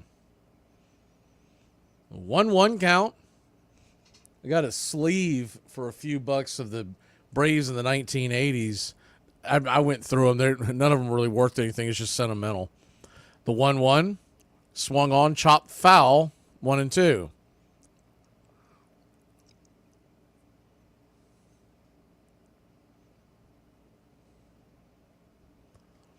So a 1-2 count. Yeah, I'm almost positive it was like $1.48. It was a weird number like that, and free shipping for that one. The 1-2, fists it high in the sky, making the catch. Over there, the third baseman Vientos 2 away. 2 down.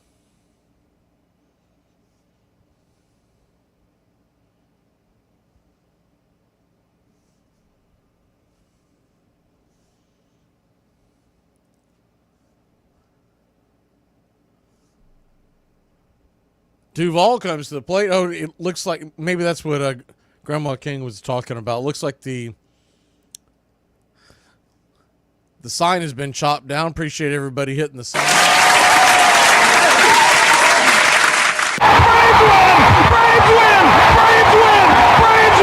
The 0-1 to Duvall. Slice foul down the line. It's 0-2.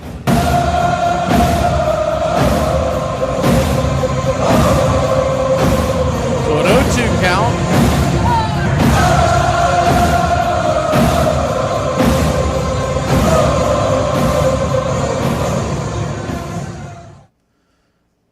Adam Duvall 1 for 2 on the day. He's starting to heat up a little bit. That would be a nice. As the 0-2 pitch misses outside wide, 1-2. Just feel like every time you see Duvall flirt with 200, all of a sudden he goes on a big 0-for streak.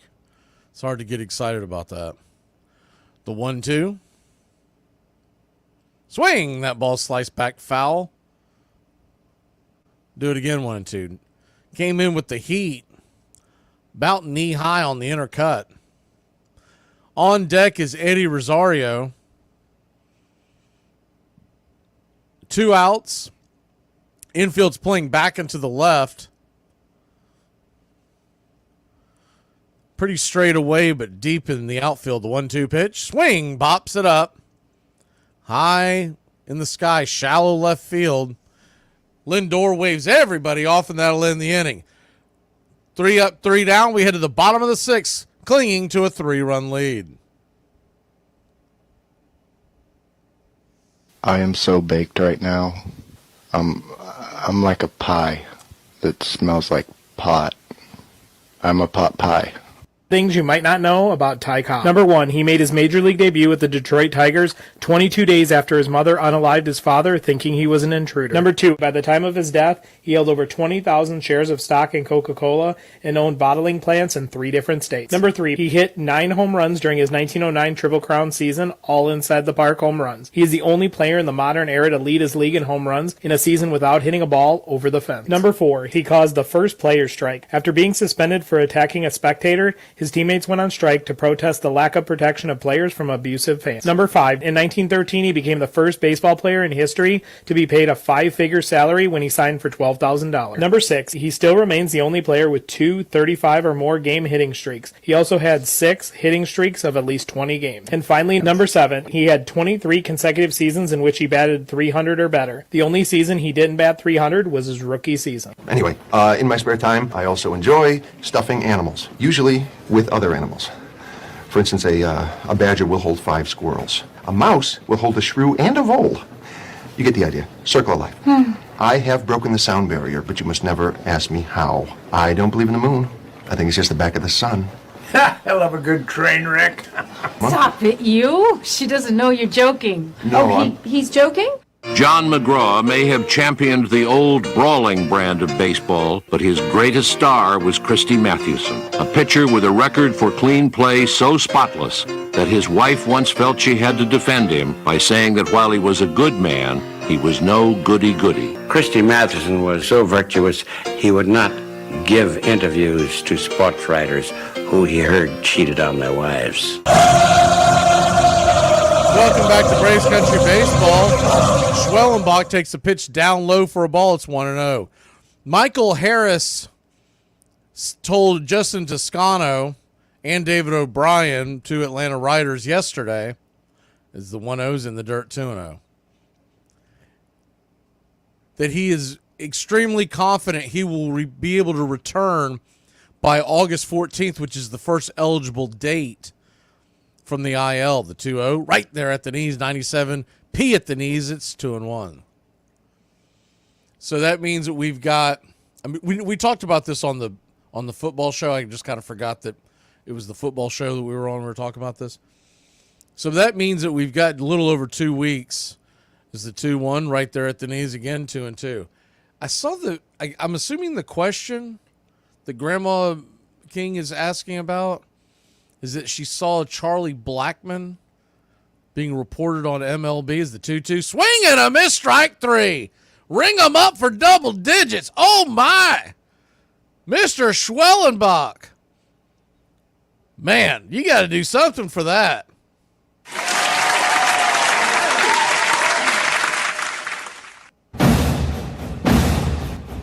Ten punchies. First pitch on the way. Swung on and hit high. Deep into right field. But Duvall's there for an easy out, number 2 away. Schwelly, by the way, at 77 pitches. So we're good on that front. He should be able to give us 7 if everything goes according to plan. I don't see that anywhere, though. Is that confirmed, or is this one of those things? Remember, if you saw that on MLB, sometimes there's the first pitch on the way, it's 97 mile an hour right down the pipe, it's on one. Sometimes it's not a trade that is made, it's a trade they're proposing. But if you saw it as an actual, I don't see it anywhere. The 0-1 grounded over to first, a 4-3 put out. That'll end the inning. We'll head to the 7th. While we do that, I'm going to do some investigation. We'll be back in a flash here on Braves Country.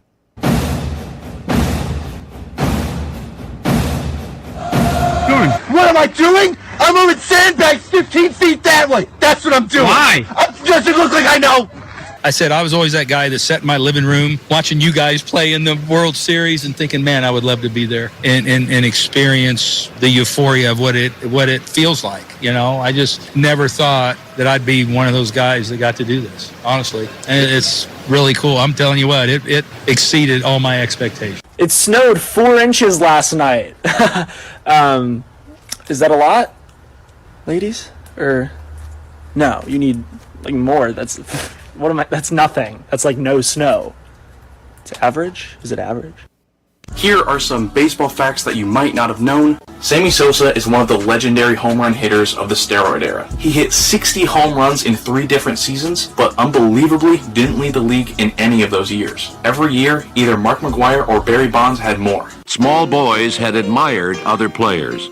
They worshipped Christy Mathewson. He was the perfect hero for his age.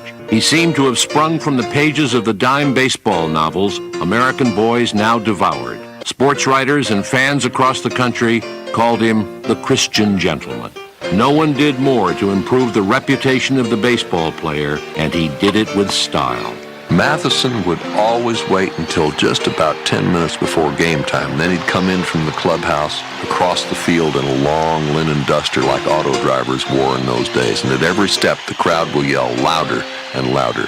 He was a commanding presence on the mound, methodically directing the rhythm and pace of each game. He could throw a ball into a tin cup at pitching range, a player remembered, and he took a scientific approach to his work, carefully cataloging his pitches. Welcome back to Braves Country Baseball.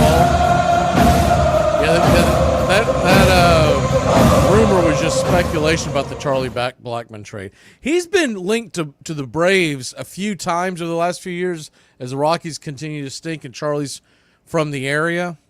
Is the first pitch on the way to Eddie Rosario's down and away. It's 1-0. And I don't hate that deal if they ever got it to, but from my understanding is the 1-0 right there down the pipe. 1-1. From my understanding, Charlie Blackmon continues to block trades.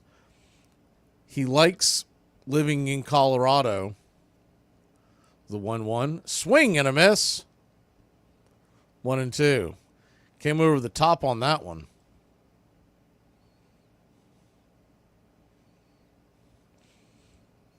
The reason why his name normally comes up is because he played college ball at Georgia Tech. Now, he's originally from Dallas, but he lived in Georgia for quite a while and then ended up going to college at the 1-2 pitch. Swatted, belted deep. If it's fair, it's gone.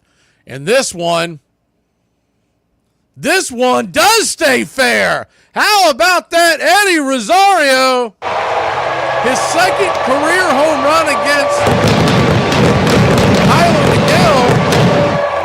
351 happy feet. Your Atlanta Braves taking a 4-0 lead. 3 solo shots today. There's another cement mixer over the plate. This time Eddie hit right on the noses and was able to keep it fair.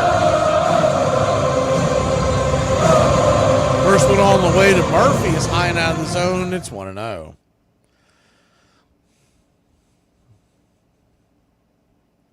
You love to see these home runs. The only thing that you wish about this whole thing is that there were some ducks on the pond when any of these home runs have been hit. The 1-0, down below the knees, misses 2-0. You love the solo shots, but 3 home runs and only 4 runs. You kind of like to have one of the nights like the Mets had the other night when they were smashing the ball all over the place against Charlie Morton with ducks on the pond, the 2-0. Inside, ball 3-0. But there have been some trades. Let's get you caught up on that. We talk about the Jazz Chisholm trade. And he goes to the New York Yankees as a 3-0. Outside wide, ball 4. So Smurf will head on down to first.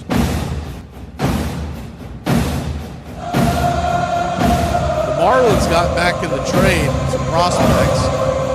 Catcher of Augustin Ramirez, infielder Jared Cerna, and utility man Abraham Ramirez. Nothing that really jumps off the plate. That's none of their bigger prospects. The Brewers have made a trade. We'll talk about that here in a second when we come back. Braves lead at 4-0. Miguel's hitting the exits. Tell me you white without telling me you white. What does that mean? He means you're. It's slang. You white means you're white. Oh yeah, I'm that. Here are some baseball facts that you might not have known. Vladimir Guerrero Sr. was a hitting machine and is of course the father of superstar Vladimir Guerrero Jr. But did you know that Vlad Sr. was almost a Dodger twice? He spent 8 months at Dodger facilities as a rookie in 1993, but they decided not to sign him. Then when Vlad was a free agent in 2004, the Dodgers went after him again. In fact, the Dodgers were so close to signing Vlad that their executives were congratulating each other for seemingly closing the deal. But he signed with the Angels instead, which is the team that is on his hat in the Hall of Fame. You could be like, I'm so sad, and somebody's like, oh, but you're beautiful. I know, I'm depressed, not ugly. In 1905, John McGraw and his Giants won the National League pennant again, and this time, when Connie Mack's Philadelphia Athletics took the American League Championship, he agreed to take them on in the World Series. His decision not to play the year before had cost his players $1,000 each, as much as 1/2 their yearly salaries. Mathewson, who had won 31 games that season, easily deceived the hitters on the Athletics in the series, pitching a record 3 shutouts in 6 days, 27 innings, and not a single run. The greatest pitching performance in World Series history. The Giants easily beat Philadelphia, 4-1. With Christy Mathewson, New York looked unbeatable. Mathewson was the greatest pitcher who ever lived. It was wonderful to watch him pitch when he wasn't pitching against you, Connie Mack. Pull up a chair. Braves Country Radio, your home for the classic call of Braves Country Baseball.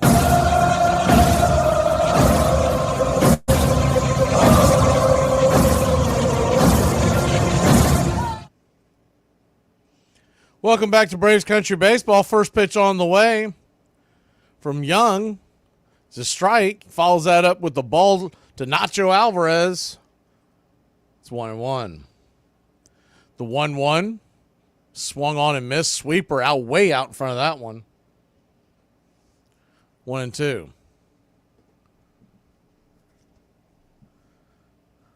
1-2 count. The left-handed Young on to try to clean up this mess. Pitch hits Nacho Alvarez. Hey, we'll take that all day long. We're not worried about keeping that dude healthy. He can't hit a lick, so Nacho hits on down to first. Hey, check it out. What? Look, that guy. Get me some nachos. It is a sign in these nachos to help me score. Nacho at first. Smurf at second.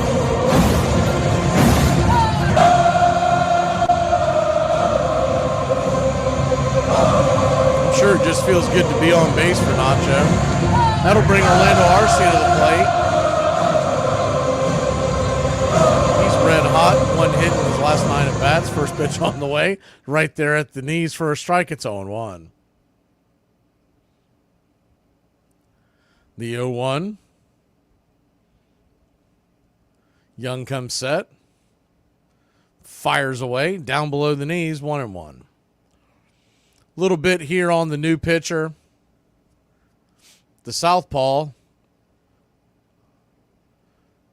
Say 6'3", 200. He looks really lanky. The 1-1 pitch. Swing and a miss over the top. 1-2.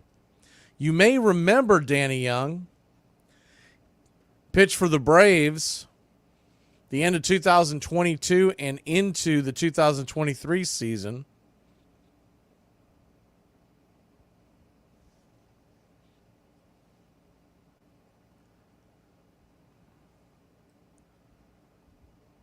The 1-2.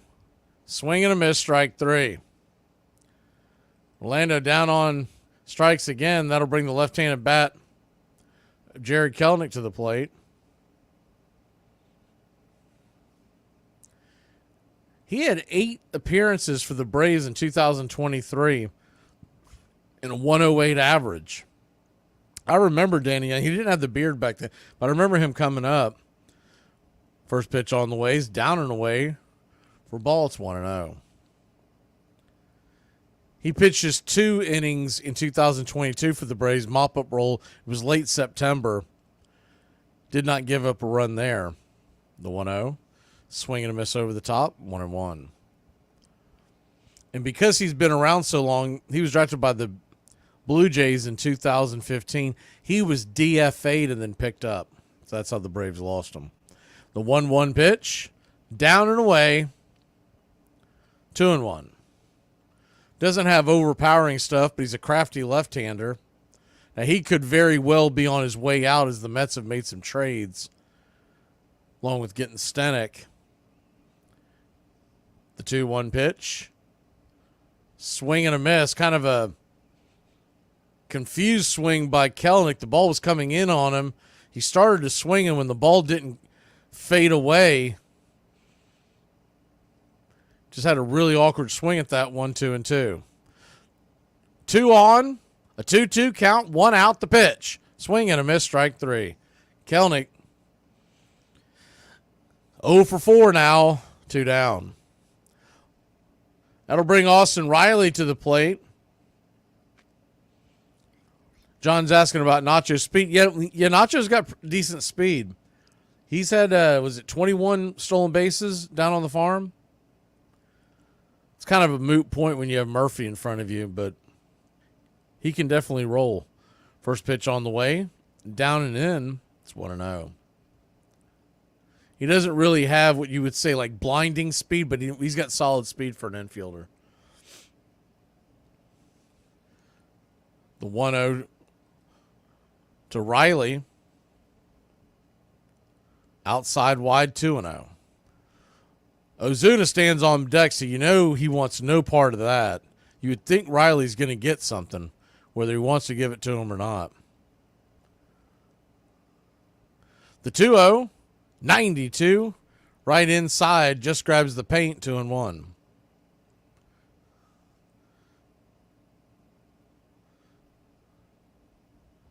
The 2-1 from Young, brings it.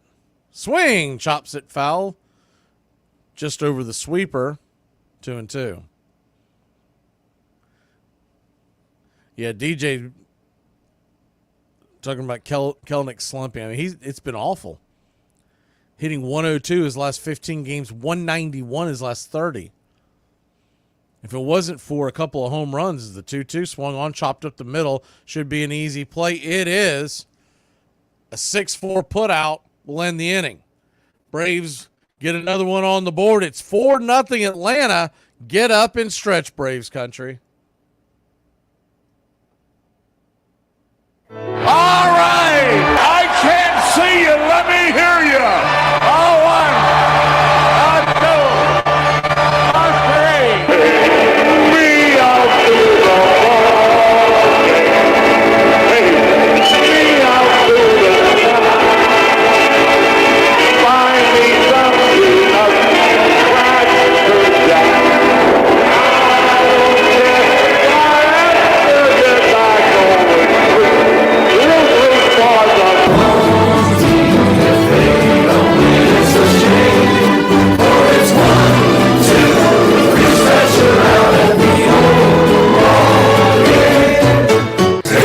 Me out to the ball. Me out to the ball. Find me something up. Scratch the jack.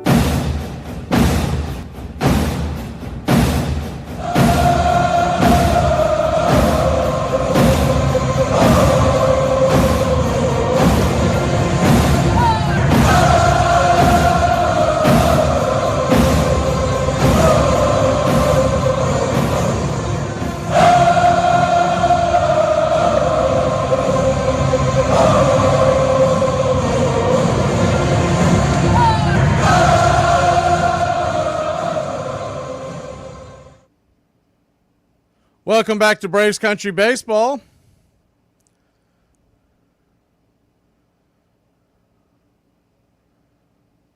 Schwellenbach will go back out there for the 7th inning. Get that sign down for y'all. First pitch on the way is a strike. No, call it a ball. It's 1-0. The 1-0. Kicks and fires. 97 well off the plate. 2-0. Schwellenbach at just 81 pitches, but this is the 7th inning, the 2-0. Right there for a strike. 2-1. J.D. Martinez, Pete Alonso, and Jeff McNeil do up the heart of the Mets lineup. I can't imagine he's going to have a very long leash. The 2-1 right there, slider, 2-2.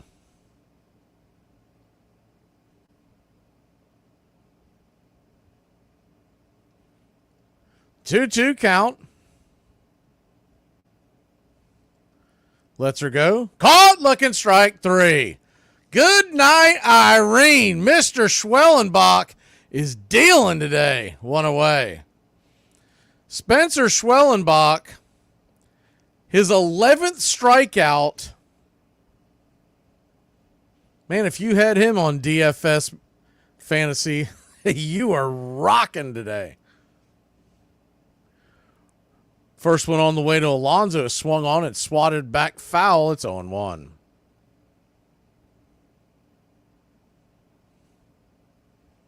The 0-1. You've got a well-rested bullpen, so I don't think they would just 96 right there on the intercut, 0-2. If he lets one on, you could see a move, but definitely if he lets two on. You don't really want to see the tying run coming to the plate. The 0-2. Swung on, chopped back towards the mound.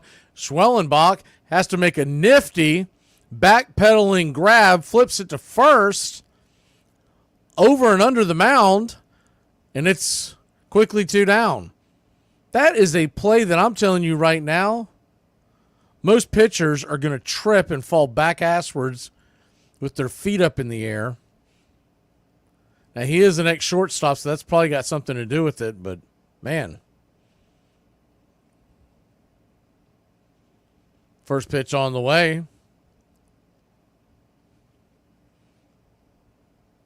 Down and in for a ball. It's 1-0. The 1-0. Kicks and fires. Swing. Pops it up. High in the sky. And he could go 8.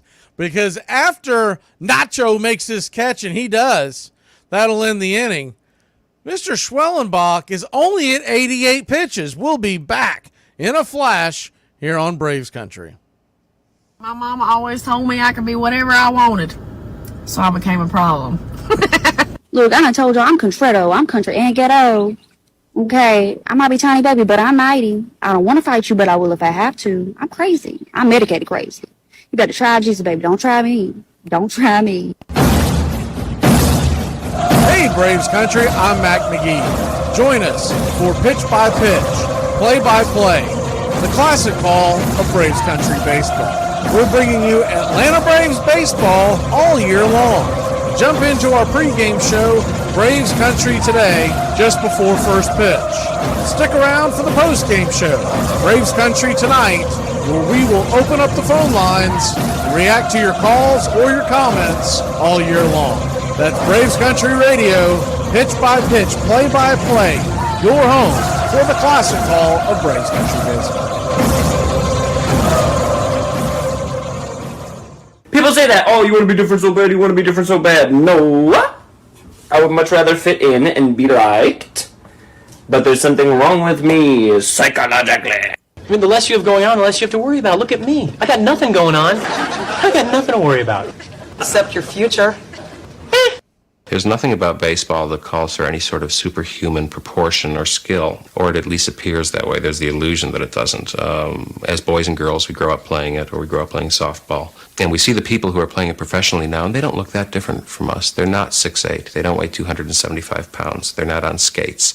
They're not doing something that is beyond our reach. So the connection, for those of us who played it on sandlots and in schoolyards, is very easily grasped. You're listening to Braves Country Radio.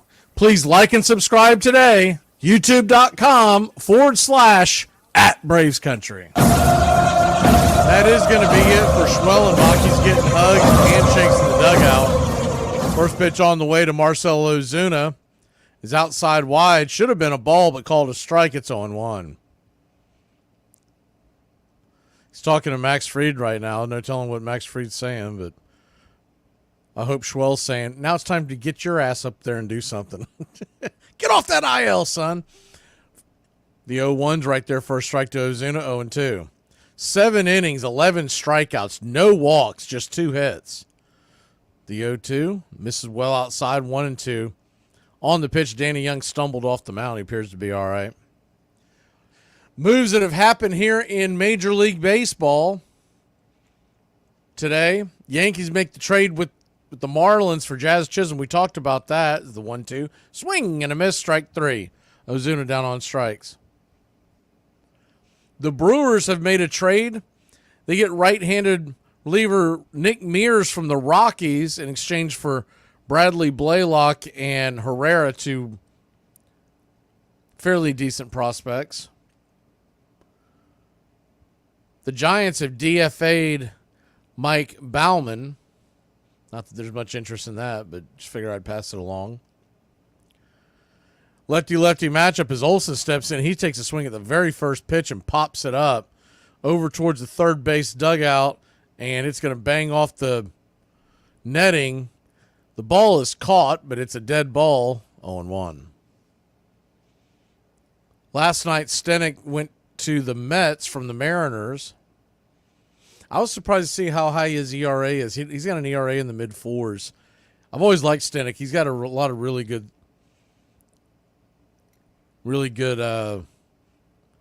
velocity, but he is 34 now.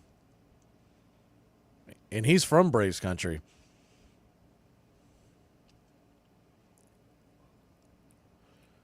Pitch to Olson. The 0-1 misses, 1-1. 1-1 count. Tried to get him to chase another sweeper down and away, 2-1. I don't think we talked about this yesterday, but the Red Sox grabbed James Paxton from the Dodgers. And remember, he was a Red Sox a couple of years ago, so it's familiar territory. The 2-1. 92 on the outer cut. 2-2. Two things there. A, Paxton just isn't it. But the Red Sox are in a different situation. They're looking for someone just keeping them ball games. That also tells you a couple things. A, they're getting guys healthy. B, they're about to make a move, and they needed to make room, meaning the Dodgers. The 2-2. Caught looking strike 3, sinker on the outer edge.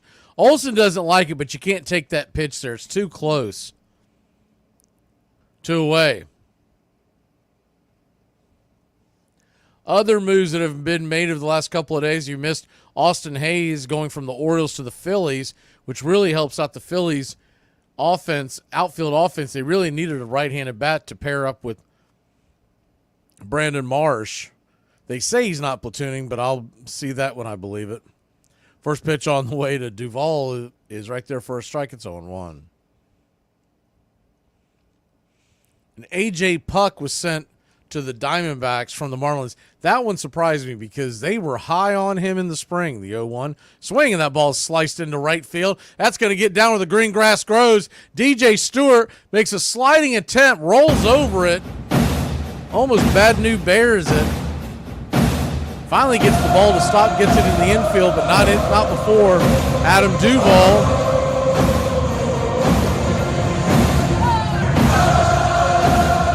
Makes it to second with the 2-out double. Duvall's starting to hit the ball well. That is what we need more than anything else. Excuse me. Stewart slid down almost like a hockey goalie trying to keep the ball from going past him. First pitch to Eddie Rosario is down and away for a ball. It's 1-0. Little surprised here with the right-handed bat sitting on the bench of Laureano that they don't go to Laureano. He's a much better defender.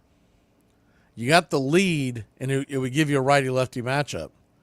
The 1-0, swing and a miss. Eddie nowhere near that pitch, 1-1. That could be him just being in the doghouse. A, making that terrible defensive play Friday night, and B, making the defensive or terrible base running blunder as well. The 1-1 is dragged foul. It's 1-2.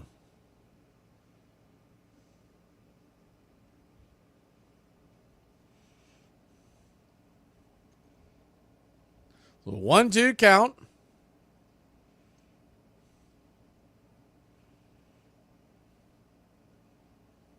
Pitch on the way from Young. Brings it. Outside wide, just misses with the sweeper. Evens up the count, 2-2. You'd love a broken bat, single, anything to get Duvall home. Really bump that lead up. Braves 4, Mets nothing. Top of the 8th, the pitch. Swing, slices it foul. Out of play. Left-hand side. Do it again.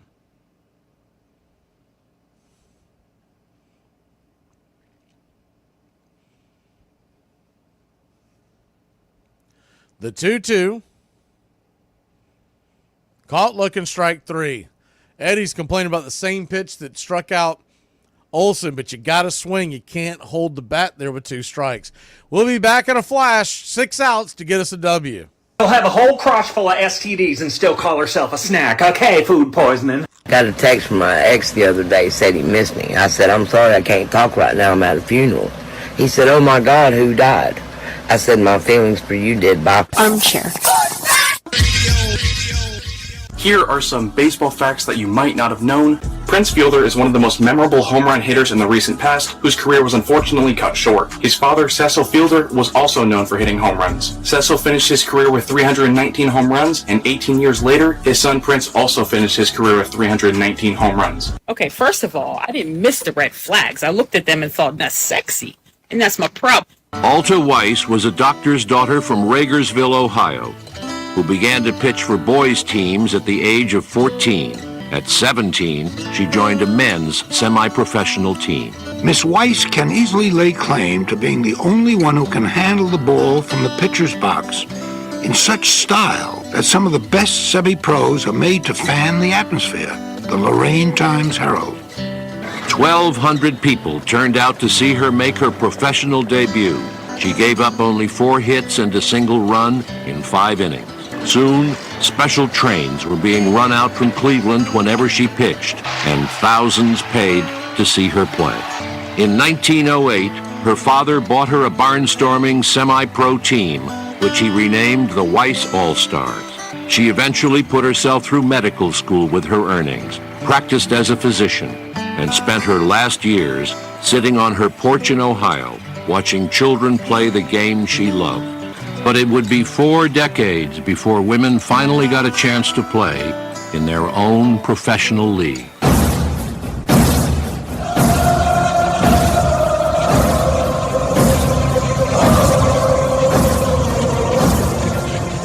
Welcome back to Braves Country Baseball. Atlanta Braves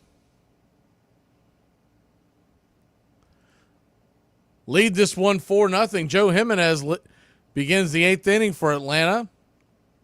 Coming in for Schwellenbach. He fires a slider right there at the knees to Vientos. It's 0-1. The 0-1 outside wide. 1-1. Braves need 6 defensive outs to get their first win since the first game after the All-Star break. The 1-1 swing fouls it back. 1-2. That feels like a lifetime ago. This has been one of the longest weeks, I tell you, man. Just these games, not only are they losing, they haven't scored any runs. I mean, this has been brutal. The 1-2 swing and a miss. Strike 3. Got him with the slider. 1 away.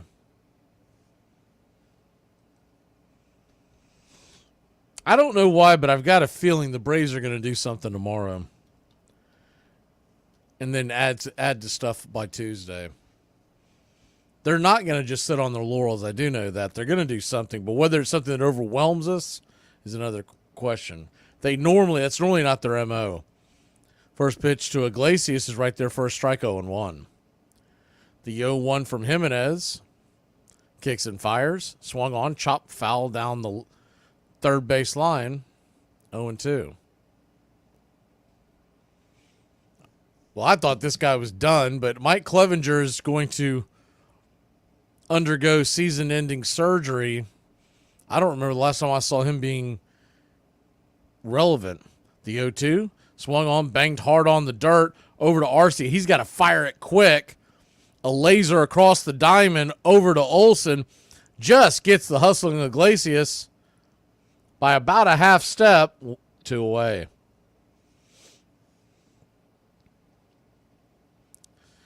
The rumor now is that the Oakland A's are reluctant to trade Brent Booker. That's one of the guys I would have loved to see become a Brave. Didn't think it was very realistic, but the other thing is the first pitch on the way is swung on and lifted to right field. Easy catch for Duvall. That'll end the inning. When we come back, tell you about another guy who went to the IL, so he's not being traded, though I don't think it was ever realistic. Honey, I'm from the South. When I say, what did you say? I'm not asking you to repeat it. I'm asking you if you go with Jesus because you're about to meet him. Hey, Braves Country, this is Mac Magee with Braves Country Radio. We are bringing you pitch by pitch, play-by-play of your Atlanta Braves all year long. Please like and subscribe today. It's free, and it helps us bring you more of the game we all love. Braves Country Radio, your home for the classic call of Braves Country Baseball.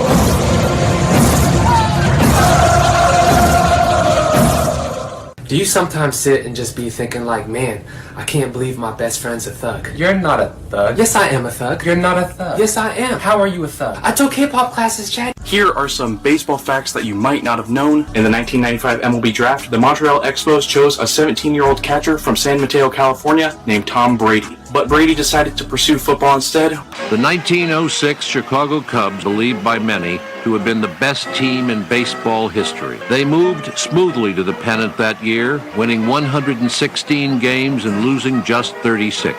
One key to the Cubs' consistency was their infield, the celebrated double play combination of Tinker to Evers to Chance. Chicago fans loved them, but they did not much like each other, or anyone else for that matter.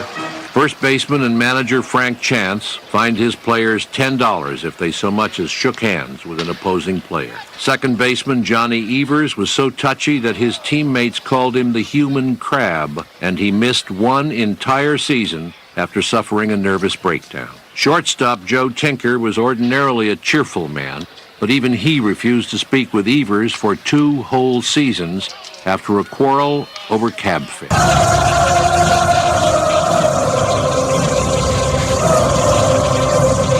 Welcome back.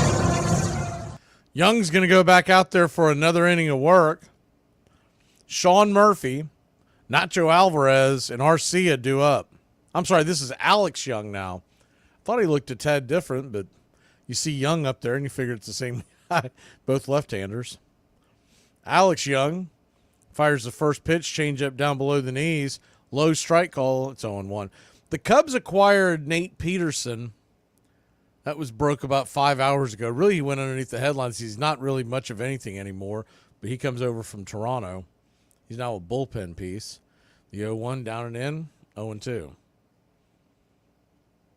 Mason Miller, that everybody's been wanting because he's a lights-out closer, played in the All-Star game as the 0-2, swing and a miss, strike 3. Murphy down on strikes. Well, you can put that nonsense to rest, because Mason Miller went to the IL with a fractured finger. Now, in theory, they could still trade him, but it's not likely. First pitch on the way to Nacho, swing and a miss, changeup.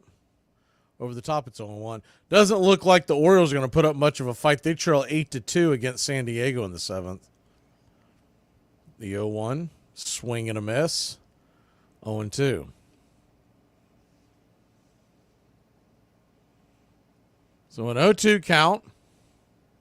The Red Sox and Blue Jays are being rumored on a Danny Jansen trade, their hind catcher. The 0-2, swing and a miss, strike 3, another strikeout. Soft toss, and Alex Young is mowing down the Braves' bottom half of the order, 2 away. Some of the other rumors that are being talked about is that Seiya Suzuki could be being traded from the Cubs. Right-handed bat, outfield, something the Braves could use. Talkman is another guy that could be traded, and that the Yankees are really interested in Cody Bellinger.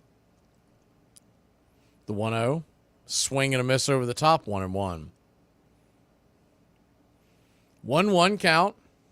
You know, even the base hit that Arcia got, he's still opening up way too much on the left-hand side of the plate. I mean, he drags that open foot into foul territory when he swings. I thought he was straightening it out a few weeks ago when he hit one to right field, but then you look at the replay, he just happened to slice it. The 2-1, chopped off the plate, 2-2. He's just a defensive gem, so I know that's why they thought they could deal with his bad offense. But that was back when the rest of the Braves' offense was really plowing along. The 2-2 from Young, down below the knees, Full count.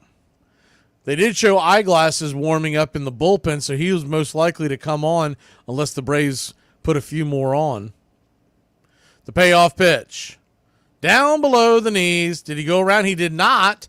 So that's ball 4. Garcia finds his way aboard. Put the shush sign to the fans behind the plate. I don't know what that's about.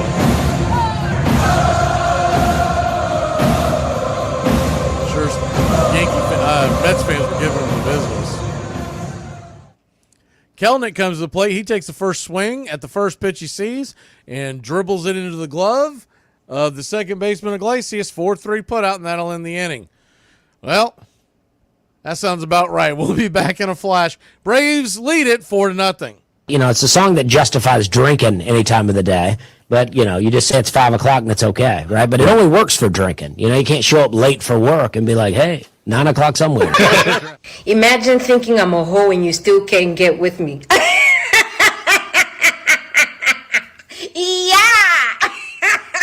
Here are some baseball facts that you might not have known. Wade Boggs was one of the greatest contact hitters to ever play the game. He was also known as a guy who had some weird superstitions. He would field precisely 150 ground balls before games, he would start his batting practice at 5:17 p.m., and he would run sprints at 7:17 p.m. Additionally, he would write the Hebrew word Chai, which means life, in the batter's box before every at-bat, even though Boggs isn't Jewish. I just stopped in for a little drink to settle my nerves before I go to work. What sort of work do you do? I was on a flight from New York to L.A. a couple weeks ago, and the plane lost an engine. Oh, don't worry, it'll turn up. There's a lot of pressure being applied. It's quite a sobering thought to realize that there are hundreds of people on my plane all depending on me. If you don't like me, just say that. Okay, I don't like you. Why would you say that? It's so mean. These are the saddest of possible words. Tinker to Evers to Chance. Trio of bear cubs and fleeter than birds. Tinker to Evers to Chance. Thoughtlessly pricking our gonfalon bubble. Making a giant hit into a double. Words that are weighty with nothing but trouble. Tinker to Evers to Chance. Well, I'm of the school that believes that we know the names Tinker, Evers, and Chance more because they fit the metric requirements of Franklin P. Adams' poem. Evers was a great ball player. Tinker was a damn good shortstop. And Chance could hit well. But if you look at their record, they didn't make any more double plays than anybody else in the league at the time. They just sounded awfully good.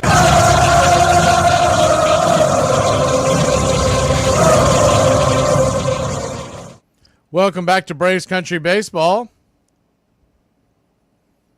Rafael Iglesias, Eyeglasses, will come in. Let's see, I've got the report here. I don't know if it was, Athletics manager Mark Kotze told reporters that Mason Miller pounded a training table as the first pitch on the way from Iglesias to Torrens is inside for a ball. It's 1-0. Pounded a training table out of frustration following Monday's game against the Astros. The 1-0 swung on and laced foul. 1-1. Fracturing the pinky finger of his non-throwing hand, so it was from punching. I hadn't read the whole report. I just saw that it was a fracture on his left hand. The 1-1 swung on. That ball's going to get dropped into left field, and the Mets have the first runner on. No outs. Been quite a while since they've put one on. Just their third hit of the day. They have not walked either. So that takes us back to, that is the very first hit, very first base runner for the New York Mets since Pete Alonso's double in the fourth. First pitch on the way to Lindor is right there, first strike. It's 0-1. So the only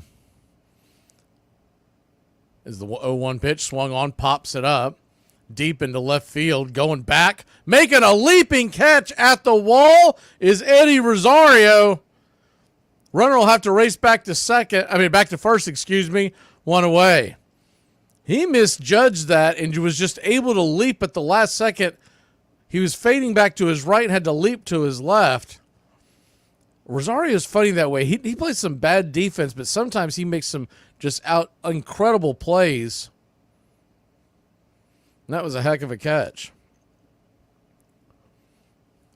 But what they were talking about is that one of the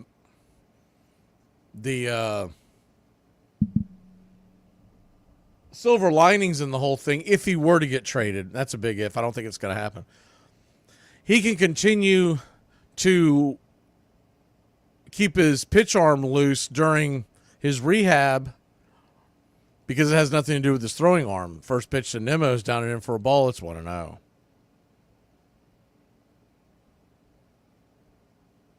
The 1-0. Swung on, lifted into left field, coming in. That's going to drop for a base hit. It's a seeing eye single. And the runner had to hold up at first for a second, and then hit to the head to second base before he got thrown out by Eddie Rosario. It's a good throw by Eddie, a one-hopper to Nacho, but the runner beat it. We're in the top of the ninth, one out, and now the tying run is on deck, not what you want. Braves have dominated this game. The Mets looking to fall back asswards into a come from behind. First pitch on the way, swing, fouls it back. It's 0-1. JD Martinez 0 for 3 on the day.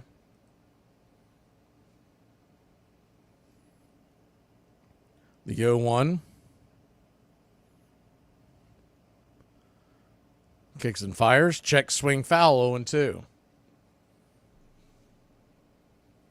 But yeah, if Mason Miller were to get traded, he could continue to keep his arm loose. And when the fracture healed in the month or so, he in theory would be ready to roll. The 0-2. Swing and a miss, strike 3. Got him with the gas. 2 away. The only thing I can say about that is if you still wanted to go after Mason Miller, this may drop his value a bit. It may help you. But I don't think it's a need for the Braves, although I would love to have Mason Miller. Don't get me wrong. He's phenomenal. He's lights out closer. Nothing against Eyeglass, but this guy just doesn't. People rarely even get a piece of the ball, a stitch of the ball when he's up there. First pitch to Alonso's outside wide. It's 1-0. 2 on, 2 out. The 1-0 pitch. 96 misses wide. 2-0. Standing on deck is Vientos.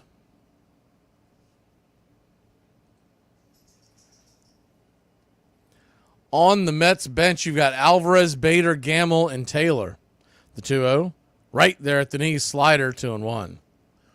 Alonso knows that realistically his run doesn't count. He's just trying to get aboard anyway. Braves infield is back and to the left. The 2-1. Swung on, pops it back, and the Mets are down to their final strike. You'd love to see a shutout. It would just be, I think it'd be invigorating. I don't want to see them holding on to some victory. Let's shut these guys out. Put a pep in their steps. So a 2-2 count. 2 on, 2 out. Deuces wild. Eyeglasses come set. Swing, pops it back. 94 miles an hour. We'll do it again.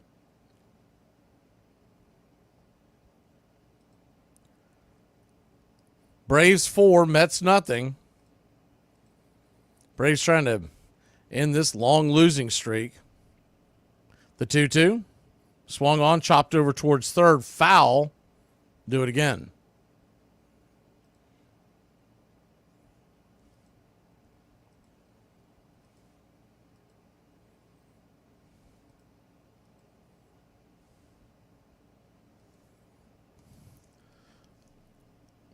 Iglesias, 16 pitches.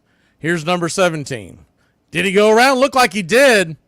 They got him. Strike 3. Braves win. Braves win. Your Atlanta Braves win. Haven't said that in a while. Whiskey for my men. Beer for my horses. The Atlanta Braves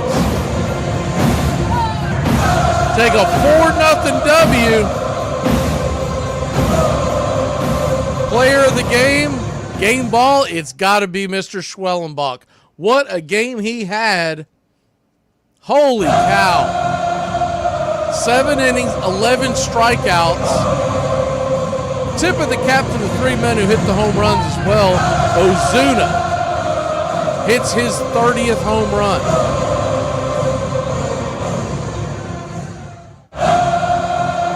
Matt Olson gets off the mat with his 14th home run, and Eddie Rosario hits number 10. Same two teams back at it tomorrow. Braves will try to split the series. We head to Milwaukee. Chad will be up tomorrow. We'll see you Monday night. We're just 3 days away from the trading